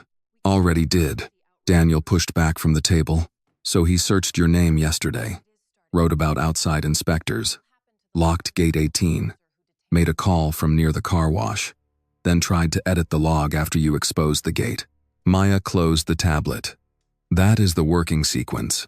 It sounds like intent. It is starting to. Grace asked. What happens to Keller? Maya looked through the glass toward the security office where Keller was being held under supervision. Keller is responsible for Keller. Reed may have aimed the call, but Keller chose not to verify. He chose the wall. He chose the cuffs. He chose the report, Daniel said. And Reed counted on that. Yes, the room settled around the truth of it. A trap only works when it understands the thing it is trapping. Near 1 in the morning, the written statement went out. No adjectives, no apology yet, no cover story. By then, the review order had been delivered to the league, the club, state event safety, digital forensics, and the civil rights liaison. 31 complaint files were frozen. Gate 18's physical chain was bagged. Keller's radio and tablet were sealed. Marcus Reed's access was dead. Maya finally sat. Grace pushed the sandwich closer. Eat. This time, Maya did. The bread was dry. The turkey was cold. It was the best thing she had tasted all night because it meant the immediate danger had passed. But across the table, Andre's envelope waited. Maya touched the edge of it with 2 fingers. For years, her family had been told there was not enough evidence. Tonight, the evidence had filled a room. By 2 in the morning, the stadium had stopped pretending it was still a place for games. The field lights dimmed section by section. The last television trucks rolled out through the service gate. A few maintenance carts hummed through the lower corridors, carrying trash bags, folded signs, and empty crates. In the operations wing, the lights stayed on. Maya stood in the records room with Grace, Daniel, and Patricia Voss, the league counsel who had arrived with a leather briefcase, and the tired expression of a woman who had spent her career arriving after damage was already done. A long table had been cleared. 31 frozen complaint files were arranged in 3 rows. Each folder had a name. Each name had a date. Each date had a story that someone had decided not to believe. Grace set down the final stack. These are the files Reed personally reviewed and closed. Patricia adjusted her glasses. We'll copy them under supervision. Originals stay sealed until the review team takes custody. Daniel looked at the rows of folders. 31, Maya said. Those are only the ones under his direct review authority. He looked at her. You think there are more. I think systems learn from what they get away with. No one challenged that. Maya walked the length of the table. She did not open every folder. Not yet. She read the labels. Henderson, Alvarez, Price, Dominguez, Carter, Williams. Andre's name waited in the second row. She stopped there. Patricia followed her gaze. Commissioner, because of your personal connection, we'll assign that file to an outside reviewer. Good. You should not handle it beyond acknowledging the conflict. I know, but knowing did not stop her from seeing the night it happened. Andre at the kitchen table. Their mother standing near the sink with the phone pressed so hard against her ear that her knuckles faded. Their father, quiet in the doorway, still wearing his work boots because he had come straight home after Maya called. Andre kept saying he did not touch anyone, did not sneak in, did not lie about the pass. The more he said it, the smaller his voice became. Maya had been 21 then, old enough to be angry, too young to know where anger was supposed to go. She had kept a copy of his scholarship letter in a drawer for years, not because it could fix anything, because the lie had taken so much that she refused to let it take the proof that hope had once existed. Grace spoke softly. Maya looked up. Grace did not correct herself to Commissioner this time. She only nodded toward the chair at the head of the table. Sit for a minute. I'm fine. You've been saying that since 10 minutes to kickoff, Daniel said. She's right. Maya almost refused, then saw the concern in both their faces and sat down. Not because she was weak, because there was no virtue in standing until the body forgot how to serve the work. Patricia opened her briefcase and took out a draft notice. State Event Safety confirmed a lead investigator. Civil Rights Liaison confirmed morning arrival. Digital Forensics has a secure portal ready. We'll transfer copies of the Reed files by 5. Make it 4, Maya said. Patricia paused, then wrote it down. 4. Daniel's phone buzzed. He glanced at it, then looked at Maya. The board wants a call at 7. They can have one at 7:30. They won't like that. They will survive disappointment. Grace almost smiled. A knock came at the records room door. Ramirez stood outside with a paper cup in his hand. Sorry, I was told to wait, but Miss Avery said you were still here. Maya nodded him in. He entered, careful not to look at the files too long. They took my formal statement. Did you review it? Yes, ma'am. Did they change your wording? No. Good. He held out the paper cup. Coffee. It's bad. Maya looked at it. Ramirez added. But it's hot. She accepted it. Thank you. He glanced at Andre's file before he could stop himself. That's your brother? Maya's hand tightened around the cup. Grace gave Ramirez a warning look, but Maya answered. Yes. Ramirez looked down. I'm sorry, Maya said. For what? For tonight. For the way Keller spoke to you. For not stepping in sooner. And for whatever happened to your brother, if it was anything like tonight. Maya studied him. He was not asking to be forgiven. That mattered. And when Keller says you betrayed him? She asked. Ramirez looked tired. He already did. What did you say? Nothing. Why? Because he wasn't wrong that I was with him. The room stayed quiet. Ramirez continued. I keep thinking about the first second. When he moved in. Before the cuff. Before the radio. There was a second where I knew it was wrong, and I made myself wait for it to become wrong enough. Maya set the coffee down. That is where most damage lives, she said. In the wait. Ramirez nodded once. Hard? Patricia looked up from her notes. Daniel looked at the floor. Grace kept her eyes on the files. Maya said, Write that down for yourself, officer. Not for the report. For the next time. Yes, ma'am. Ramirez left quietly. After the door closed, Daniel said, He may become a good officer. Maya looked at the door. Maybe. If he lets this hurt long enough to change him. Patricia cleared her throat. Commissioner, there's another matter. Media outlets are requesting the body cam footage. No release tonight. Daniel nodded. Agreed, Patricia said. The Jumbotron feed was already seen publicly. Clips are everywhere. Clips are not evidence, Maya said. Evidence has context, Grace said. Some posts are calling Keller a lone bad officer. Maya looked at the 31 folders. That is convenient. Daniel's face tightened. For the club, too. Yes, he did not defend himself. Maya appreciated that more than another apology. Grace's tablet chimed. Forensics preliminary update. They pulled a clearer audio segment from the car wash kiosk. Not enough for a full voice match yet, but the cadence and phrase usage line up with Reed's internal call recordings. Patricia reached for the tablet. Send it to the portal. Already done. Maya rose again and walked to the table.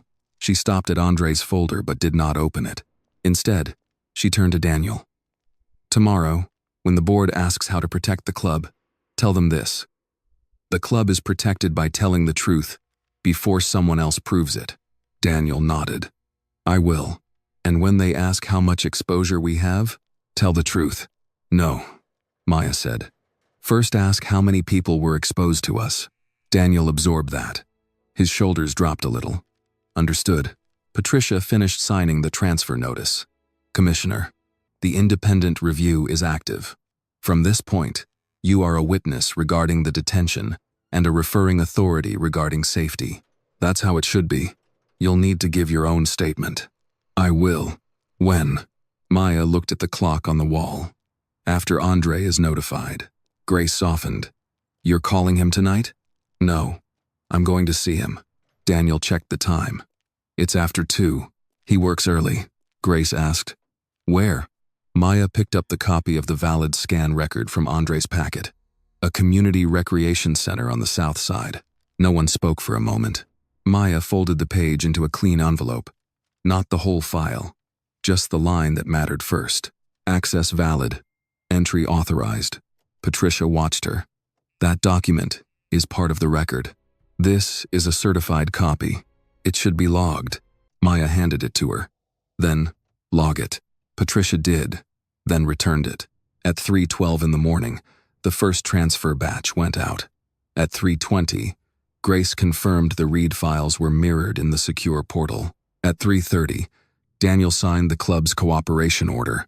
At 3:41, Patricia sent the formal notification to state event safety. At 3:50, Maya left the records room with the envelope in her hand. The service tunnel was almost empty when she passed through it again.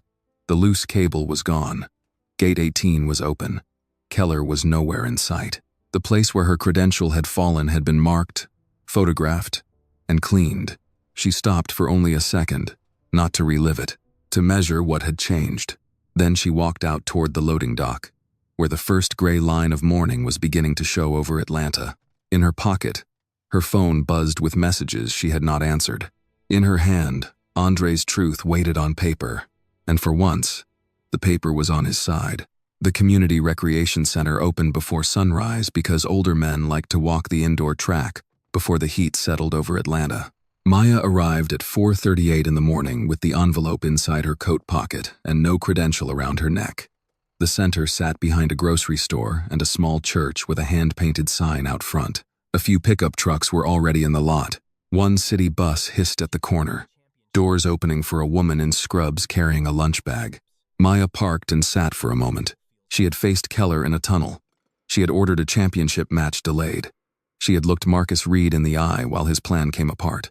None of that made this easier. Andre had built a quiet life after the scholarship disappeared. He coached adult league players at night, ran youth-free public fitness programs for seniors in the morning, and fixed broken equipment because the city took too long to send maintenance. He did not talk about what he lost unless someone else brought it up first. Even then, he smiled, as if the subject belonged to another man. Maya had always hated that smile. Inside, the recreation center smelled of floor polish and old coffee. A television mounted near the front desk played a muted morning news program. On the screen, Maya saw a frozen image from Ramirez's body camera. Keller beside her in the tunnel, the red clock behind them, her hands still cuffed. The headline called it, "A Stadium Security Scandal." The woman at the front desk looked from the screen to Maya, then stood up too quickly. "Ma'am," she said, unsure whether to say more. Maya held up one hand. "I'm just here to see Andre Williams." The woman's expression softened. "Gymnasium."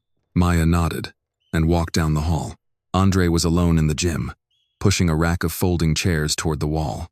He was 32 now, broader than he had been at 20, slower in the left knee when he turned. He wore an old navy sweatshirt and gray athletic pants. A whistle hung around his neck, though there was no class yet. He saw Maya in the doorway and stopped. For a few seconds, brother and sister said nothing. Then Andre glanced toward the hallway television. "So that was you." Maya did not pretend not to understand. "Yes. They put you in cuffs." "Yes." His eyes dropped to her wrists. "I'm fine," she said. Andre gave a quiet laugh with no humor in it. "You always lead with the lie that keeps everybody else comfortable." Maya walked farther into the gym. "I am physically fine. That's better." He pushed the chair rack against the wall and locked the wheels. "You drove here after that?" "I needed to bring you something." Andre's face changed at once. Not fear. Guarding. The kind of look a man learned when papers had ruined him once before. "Maya, if this is about reporters, I don't want any part of it." "It isn't. If they want me to talk about what happened back then, I'm not doing that on camera. I'm not letting strangers turn my life into a 5-minute segment between traffic and weather." "I know." He studied her. "Then what is it?" Maya took the envelope from her pocket. Andre looked at it but did not reach for it. She held it out. "It's a certified copy from the Stadium Record Archive. Your access scan from that night." He went very still. Maya kept her voice steady. "It says your pass was valid. Entry authorized." Andre's hand stayed at his side. The gym lights hummed overhead. Finally, he said, "Say that again." "Your pass was valid. Entry authorized." Andre looked away. For years, Maya had imagined this moment. She had imagined anger, tears, maybe relief. She had not imagined how quiet it would be. Andre did not move. He did not curse. He did not break down. He only stood in the center of an old gym before dawn, hearing that the truth he had carried alone had existed in the system the entire time. Maya stepped closer and placed the envelope on the nearest folding chair. "I didn't want to call you with it," she said. "Not after midnight. Not after what happened. You deserve to see the paper." Andre stared at the envelope. "They had it?" "Yes." "The whole time?" "Yes." His mouth tightened. "And Reed closed it anyway." "Yes." He nodded once, then again, like his body was trying to absorb a fact his heart had known for years. "I told them," he said. "I know." "No, Maya." His voice cracked for the first time. "I told them right there. I told the officer. I told the coach. I told the school. I told that review board. I said, scan it again. Look at the record. Maya's own throat tightened. I know. Andre finally picked up the envelope. He opened it carefully, almost gently, as if the paper might vanish if handled too fast. He read the page. His eyes stopped on the line. Access valid. Entry authorized. He sat down on the bottom row of folded bleachers. Maya sat beside him. For a while, neither spoke. At the far end of the hall, someone opened a door. The building's pipes knocked once. The morning news anchor's voice drifted faintly from the lobby, still talking about the stadium, the commissioner, the cuffing, the delay. Andre looked at the paper again. This doesn't give it back. No. The scholarship, the team, the years after. No. He folded the page and opened it again. Then why does it feel like I can breathe? Maya looked at the polished gym floor. Because the lie doesn't get to own the rest. Andre covered his mouth with one hand. Maya waited. When he spoke again, his voice was low. Mom needs to see this. I'll take you to her. He shook his head. No. I'll take it. I want to be the one. Maya nodded. Andre looked at her wrists again. Did he hurt you? No bruises. That's not what I asked. She met that honestly. Yes. His eyes hardened. Maya said. But he did not get the last word. Andre glanced toward the lobby television. Looks like the whole country heard the last word. Not yet. He looked back at her. There will be an independent review, Maya said. Your file is part of it. You will not be pushed into speaking publicly. You will have counsel if you want it. You will have time. Andre gave a small, tired smile. Listen to you. Still protecting everybody else while you're running on gas station, coffee, and fury. It was stadium coffee. That's worse. For the first time that morning, Maya almost smiled. Andre folded the document and slid it back into the envelope. Do you remember what Dad said after the school called? Maya did. Their father had stood in the kitchen doorway, looking older than he had the day before, and said, a man can survive losing a chance. It's losing his name that hollows him out. Maya said it softly. He said they took your name. Andre nodded. Feels like you brought part of it back. The words struck harder than praise. Maya looked down at her hands. I wish I had done it sooner. You were 21. I was old enough to know it was wrong. We all knew it was wrong. Knowing wasn't the part they listened to. That was the wound. Not ignorance. Not confusion. A truth spoken into a system that had already decided which voices counted. The front desk phone rang somewhere down the hall. The first walkers would arrive soon. Older men with knee braces. Retired women in bright sneakers. People who came every morning because routine was how they kept hold of themselves. Andre stood and tucked the envelope under his arm. I have a class in 20 minutes. You're still teaching? He looked at her. People are coming. Maya understood. Work was not always avoidance. Sometimes it was dignity. Andre walked her to the gym door. Before she stepped into the hall, he said, Maya. She turned. When they ask you what justice looks like, don't let them say it's just punishment. She waited. He tapped the envelope against his chest. Sometimes it's correction. Sometimes it's somebody finally changing the record. Maya carried that sentence with her back through the hall, past the muted television, past the woman at the front desk, and out into the morning. The city was waking now. Traffic thickened. A delivery truck backed into the grocery store. The church sign rattled slightly in the wind. Maya sat in her car and closed the door. For the first time since Keller's hand had closed around her arm, she let herself lower her head. Not for long, only long enough to breathe without being watched. Then her phone buzzed. Grace, Maya answered. Commissioner, Grace said. The review team is on site, and there's something you need to see in Reed's archived emails. Maya started the engine. What is it? Grace's voice tightened. He knew about Andre before last night. He searched both of you. Maya looked through the windshield at the brightening road. Preserve it, she said.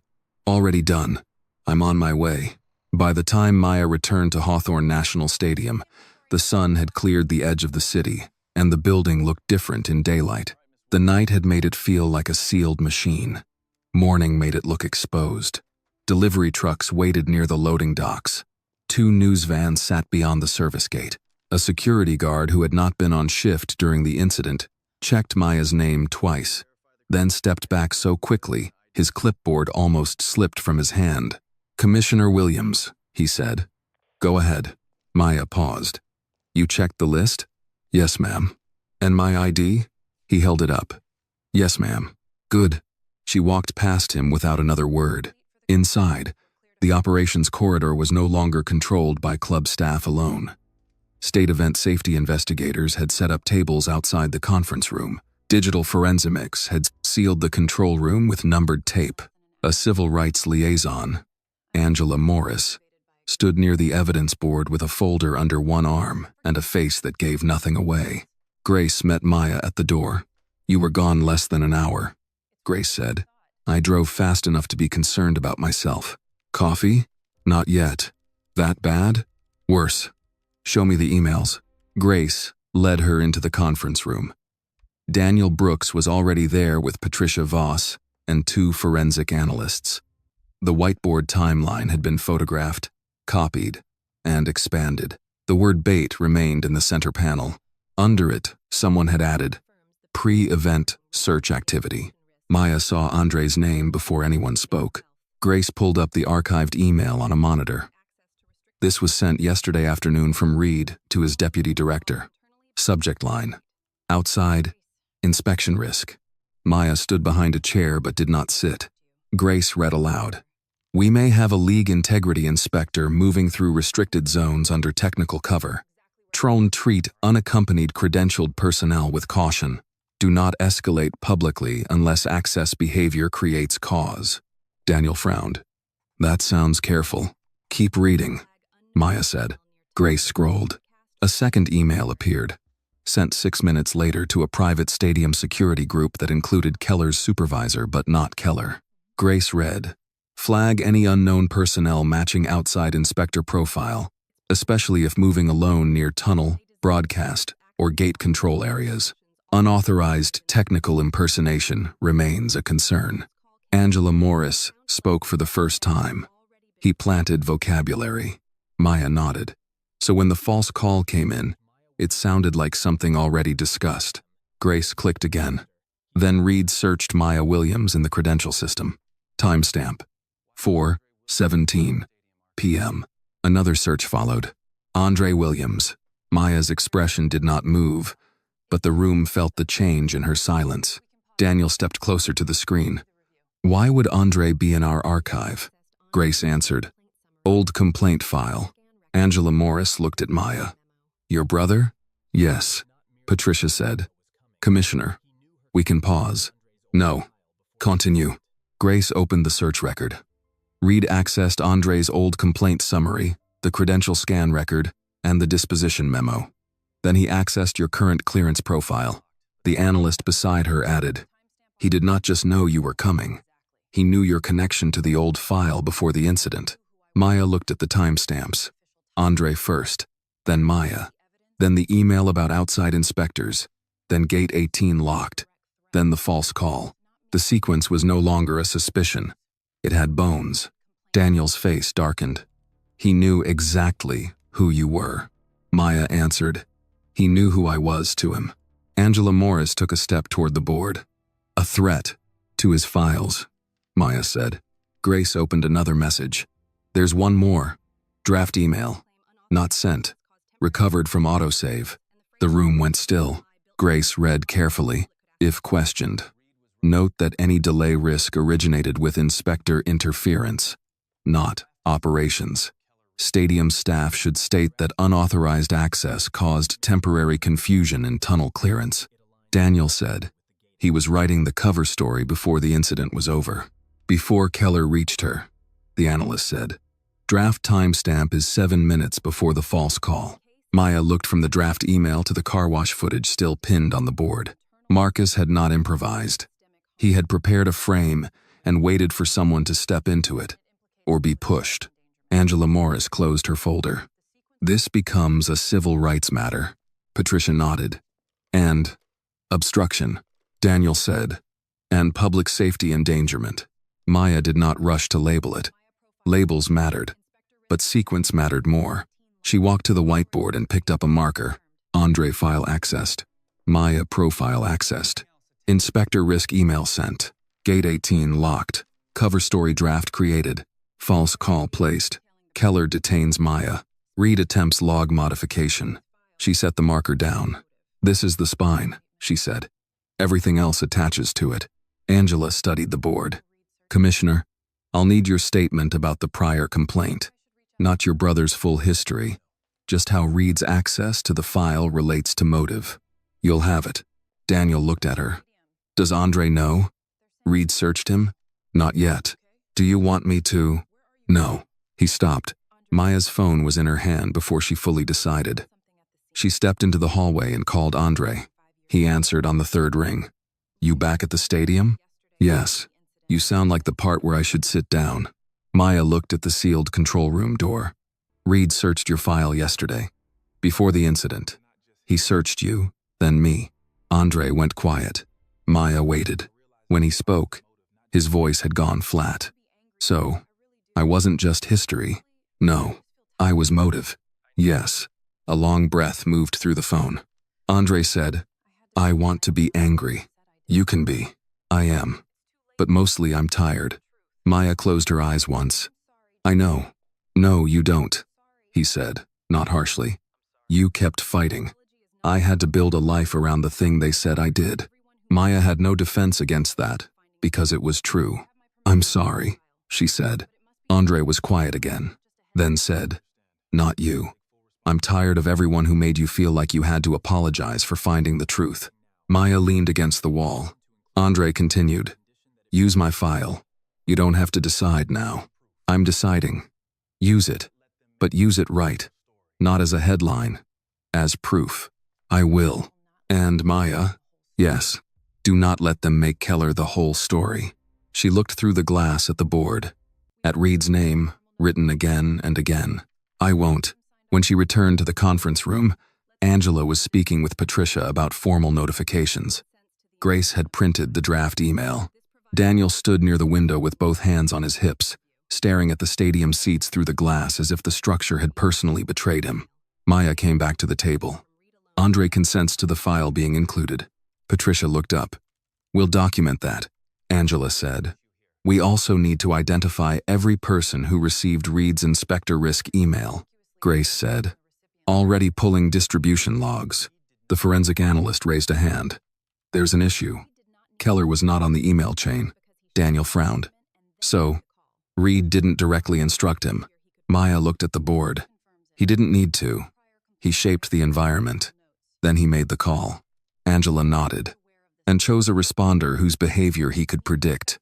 Grace added, Keller has 9 prior complaints in Reed's informal notes. Not all formal, but the notes exist. Keller's name seemed to grow heavier in the room. Patricia asked, What kind of complaints? Grace read from the screen. Improper credential challenge. Aggressive removal from restricted seating. Detention without completed scan. Verbal misconduct. Failure to activate incident review. Maya asked. Dates? Over 6 years. Outcomes? Most never advanced beyond supervisor review. Supervisor? Grace looked up. Reed. Daniel sat down slowly. The trap had not only been aimed at Maya, it had been built from years of knowing which officers would act first and ask last. Maya turned to Angela. Now we have 2 tracks. Reed's constructed event and Keller's pattern, Angela said. Agreed. Daniel spoke quietly. I kept hearing Reed was efficient. Maya looked at him. Efficient at what? He did not answer. Grace's tablet chimed. State Event Safety Lead is asking for a briefing in 5 minutes. Maya gathered the printed emails, the log sequence, and the car wash still. Then we brief them on sequence, not outrage. Angela looked at her. You're allowed outrage. I know. Do you ever use it? Maya picked up Andre's valid scan record and placed it on top of the folder. Yes, she said. I put it in order. The briefing began with the first timestamp and ended with the draft cover story. No speeches, no raised voices. Just record after record, each one narrowing the space where Marcus Reed could hide. By mid-morning, the independent review had become a formal multi-agency investigation. Reed's home devices were requested through legal process. Keller's prior incidents were frozen. Every person on the inspector risk email chain was ordered not to delete messages. Andre's file was separated for conflict review, but attached as motive evidence. When the investigators stepped out, Daniel remained seated. He looked exhausted. "I used to think a safe stadium meant nothing happened," he said. Maya gathered the papers. "A safe stadium means when something happens, the truth can still get out." Grace stood by the monitor, waiting for the next instruction. Maya looked at the screen one last time. Reed's draft email sat open, plain and damning. A cover story written before the harm. That was the part she could not shake, not because it surprised her, because it sounded too familiar. For Andre, the cover story had come after the damage.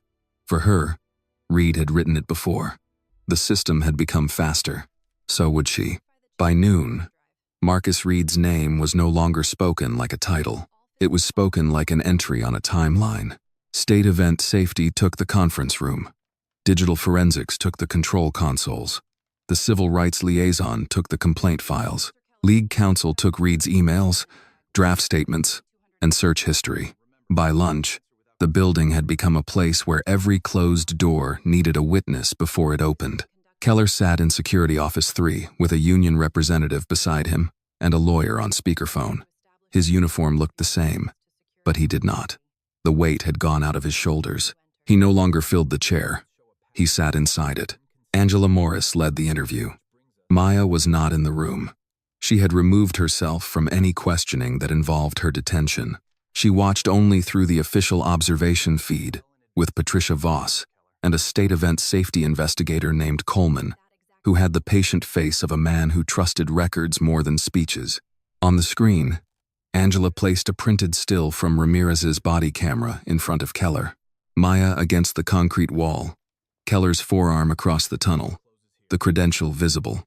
Angela asked, "At this point, had you scanned the credential?"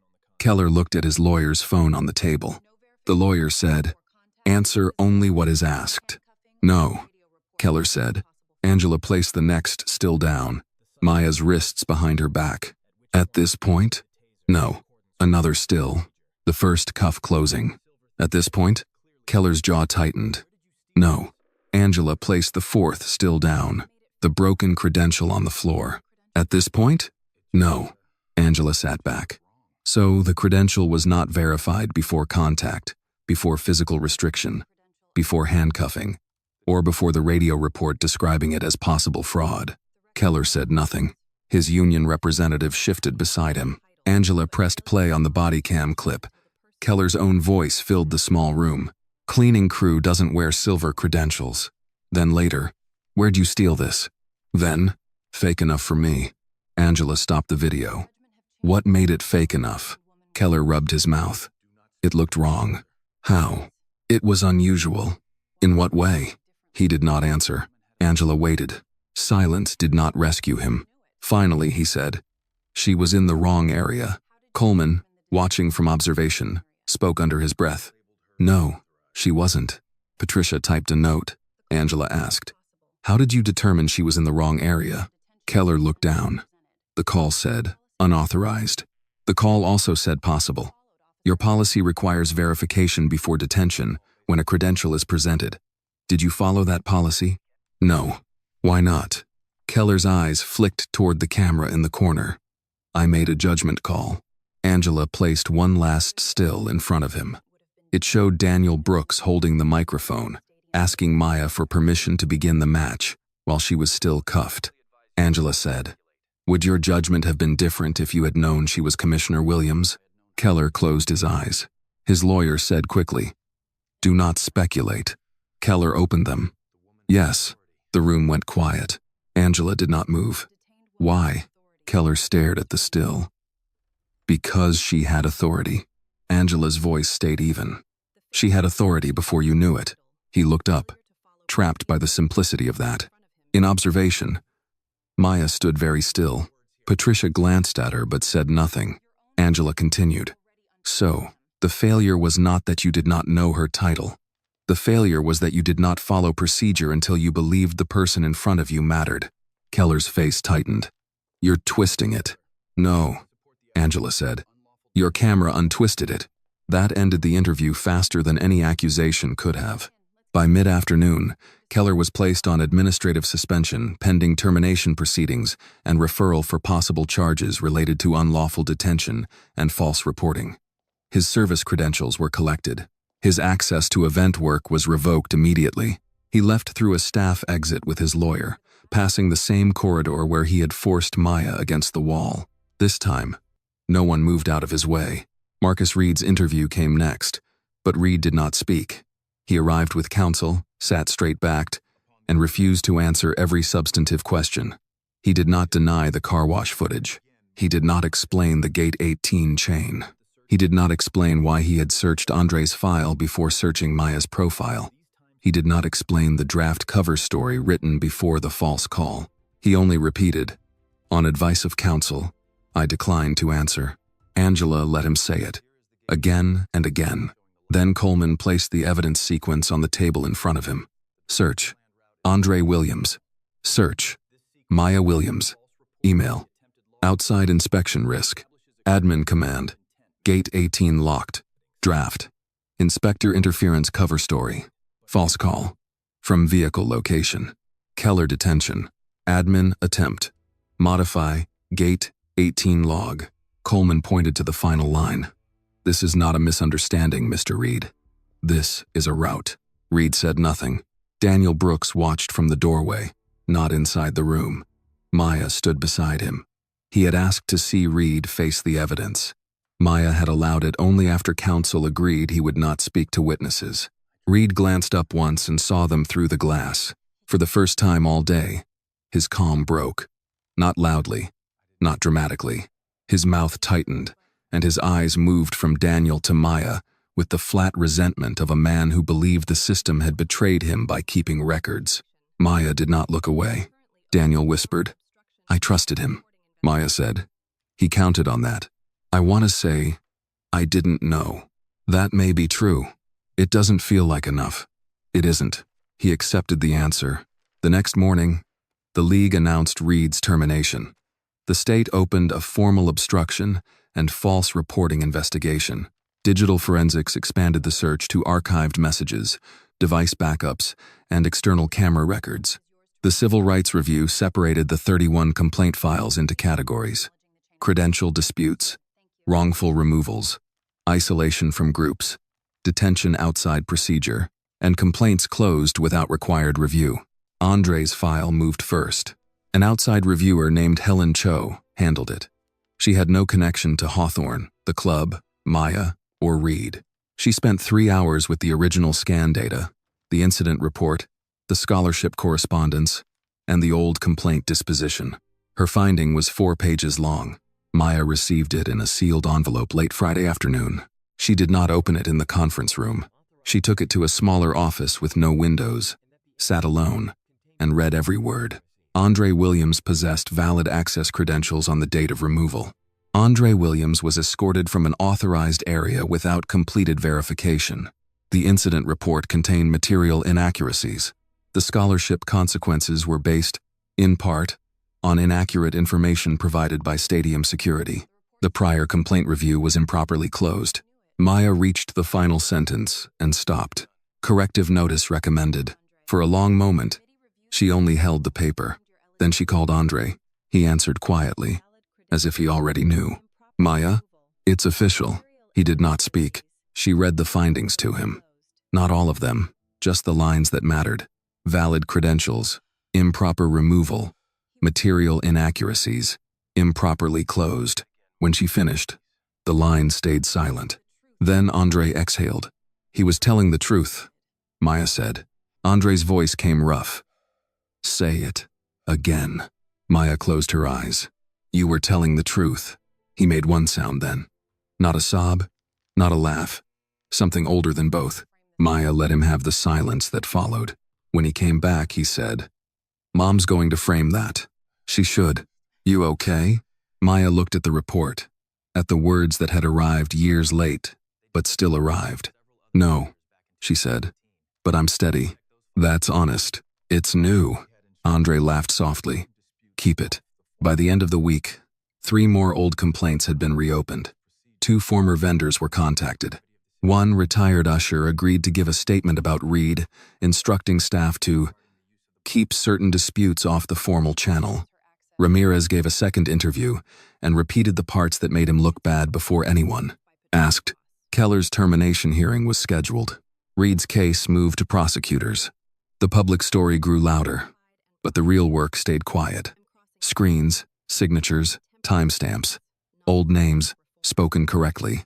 On Monday morning, Daniel Brooks entered the operations room with a draft of the new security directive. Maya read it once, then she crossed out the title. Daniel frowned. What's wrong with post-incident corrective policy? It sounds like a patch. What should it be?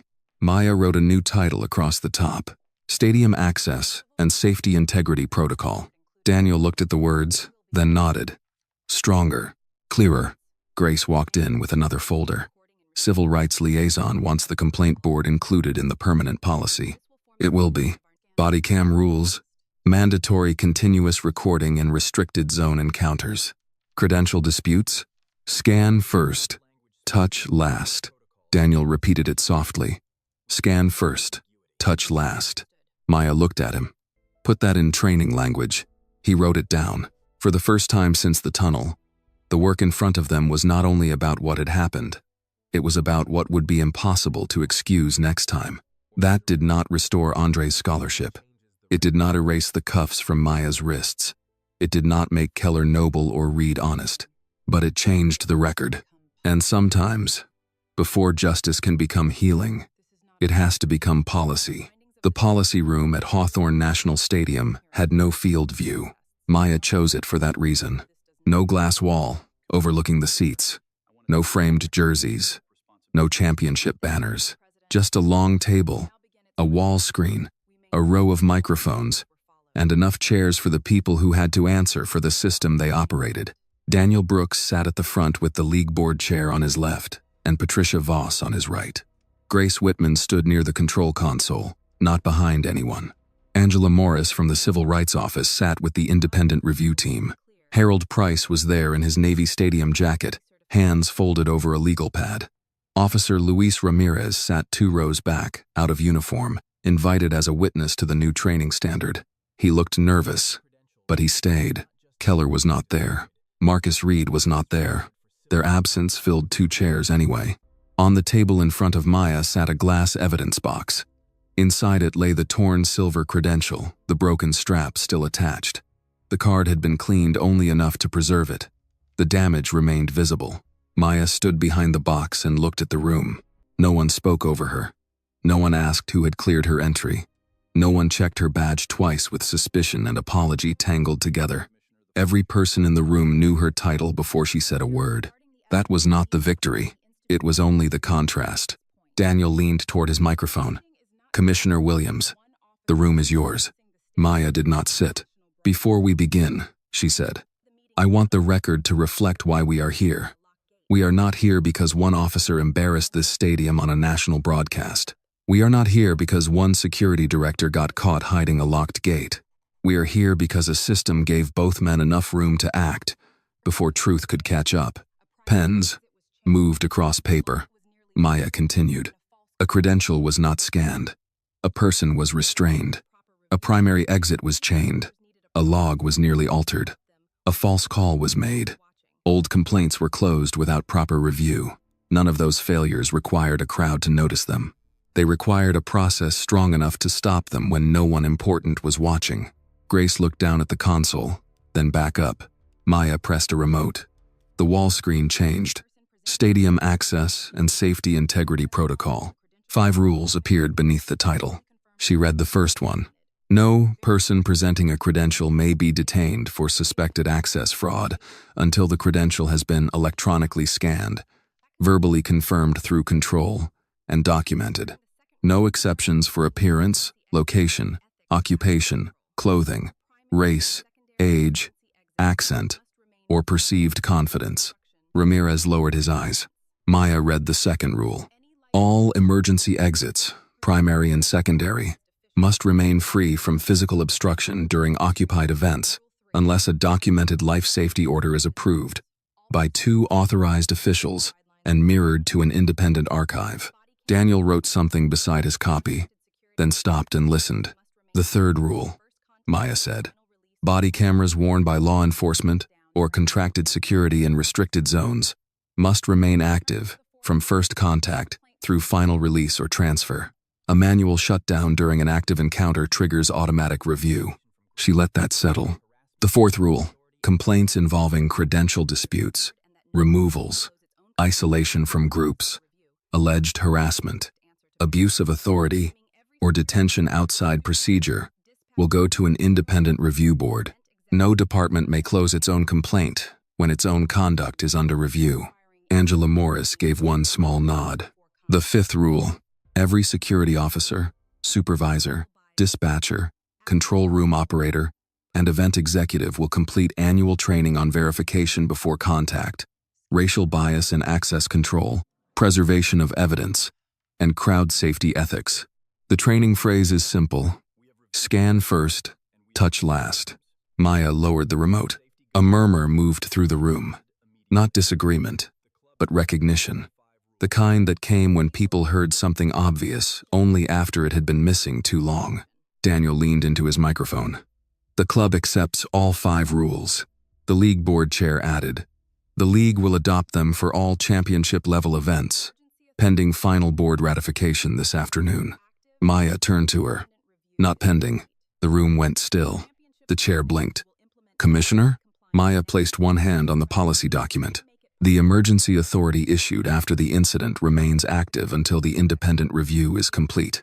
Championship-level venues will implement temporary compliance now. Ratification can make it permanent. It will not delay protection. Patricia Voss looked at the board chair and said quietly, she is correct. The chair adjusted her papers. Then, temporary compliance begins immediately. Thank you, Maya said. She did not say it like gratitude. She said it like the record had been corrected. Grace stepped forward with a folder. Commissioner, the control room implementation checklist is ready. Daniel took another folder from his legal director. Club operations is ready. Angela Morris placed a third folder on the table. Independent complaint review framework is ready. Patricia set the final document in front of Maya. Security Integrity Directive. Effective upon your signature. Maya looked at the documents, then at the glass box. For a second, the room disappeared. She saw the tunnel again. Keller's arm across her path. The red clock. Ramirez's green camera light. The credential hitting the floor. She heard the first cuff close, then the second. She heard Andre's voice years earlier saying, I told them to scan it again. She heard the phrase that had tried to bury him. Insufficient evidence. Now the evidence sat in glass, not hidden, not dismissed, not left in a file until the paper yellowed and the lie became history. Daniel moved beside her with the box key. Whenever you're ready, Maya took the key from him. She opened the glass lid and looked at the torn credential one last time. The strap had snapped clean near the clasp. The silver card still carried her name. She did not touch it. She did not need to. She closed the lid. Gup. The sound was sharp in the room. Small, but final. Every pen stopped. Maya set the key beside the box, picked up the directive, and signed her name. Maya E. Williams. The signature was clean. No flourish. No hesitation. Patricia signed as witness. Daniel signed for the club. The league board chair signed for emergency implementation. Angela signed for independent oversight. Grace signed the technical compliance record. When the last pen lifted, Daniel stood. Commissioner Williams, he said, the new security protocol is ready. Maya looked across the room, at the executives who had learned that quiet problems become public disasters, at the operators who now knew logs could protect truth or bury it, at Ramirez, who had arrived late to courage but arrived, at Grace, who had chosen the record over comfort, at the empty chairs left by men who believed authority meant never being questioned. Then Maya looked at the screen where the 5 rules remained. She thought of Andre at the recreation center, holding the page that finally said he had been authorized to stand where he had stood.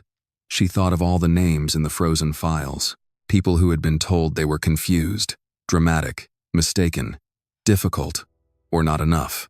People who had left stadiums, offices, schools, and jobs carrying a version of themselves written by someone else. Justice did not return every year.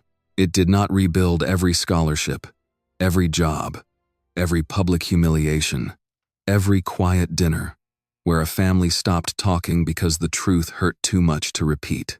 But justice could still do one holy thing. It could stop the lie from traveling any farther. Maya leaned toward the microphone. "Begin," she said. No applause came at first. That was right. This was not a celebration. It was a correction. Then Harold Price stood, slowly, not for performance, for respect. Grace stood next. Angela, Patricia, Daniel, the board chair. Ramirez stood last, his face tight, his eyes wet but steady. Maya did not smile. She accepted the silence because it was honest. Later, the glass box would be mounted outside the stadium control room, not in a trophy case and not near the field. It would hang where every officer, supervisor, technician, and executive had to pass before entering operations. Beneath the torn credential, a small plaque would carry one line in plain black letters: "Verify before you judge." Andre saw a photograph of it before it went up. He texted Maya only 5 words. Dad would have liked that. Maya read the message in her parked car after the meeting, with the stadium rising behind her and the afternoon sun on the windshield. For the first time in days, she let herself breathe without counting. Then, she put the phone down, started the engine, and drove out through the service gate. The guard checked her ID before opening it, properly this time. The lesson from Maya's story is simple, but it is not easy. Dignity should never depend on a title, a badge, or someone else's permission. A person deserves fairness before power recognizes them. Procedure matters because prejudice moves fast. One unchecked assumption can become a handcuff, a false report, a locked gate, or a life changed forever. But one honest witness, one preserved recording, one person brave enough to say the truth out loud can stop that lie from traveling any farther. Thank you for staying with this story until the very end. Your time, your attention, and your heart mean more than you know. If this story moved you, I would love to hear your thoughts. Did the storytelling feel clear, emotional, and powerful? Was there a moment that stayed with you? Please leave your feedback so this channel can keep improving with every story. And if you have a true story, a family story, or an idea about justice, courage, betrayal, or quiet people finally being heard, please share it with the channel. Your story may become the next one that reminds someone out there they are not alone. This video is a work of fiction created with the assistance of artificial intelligence. All characters, events, and situations are not real and do not represent any actual people or true stories. The content is intended for storytelling and emotional illustration only.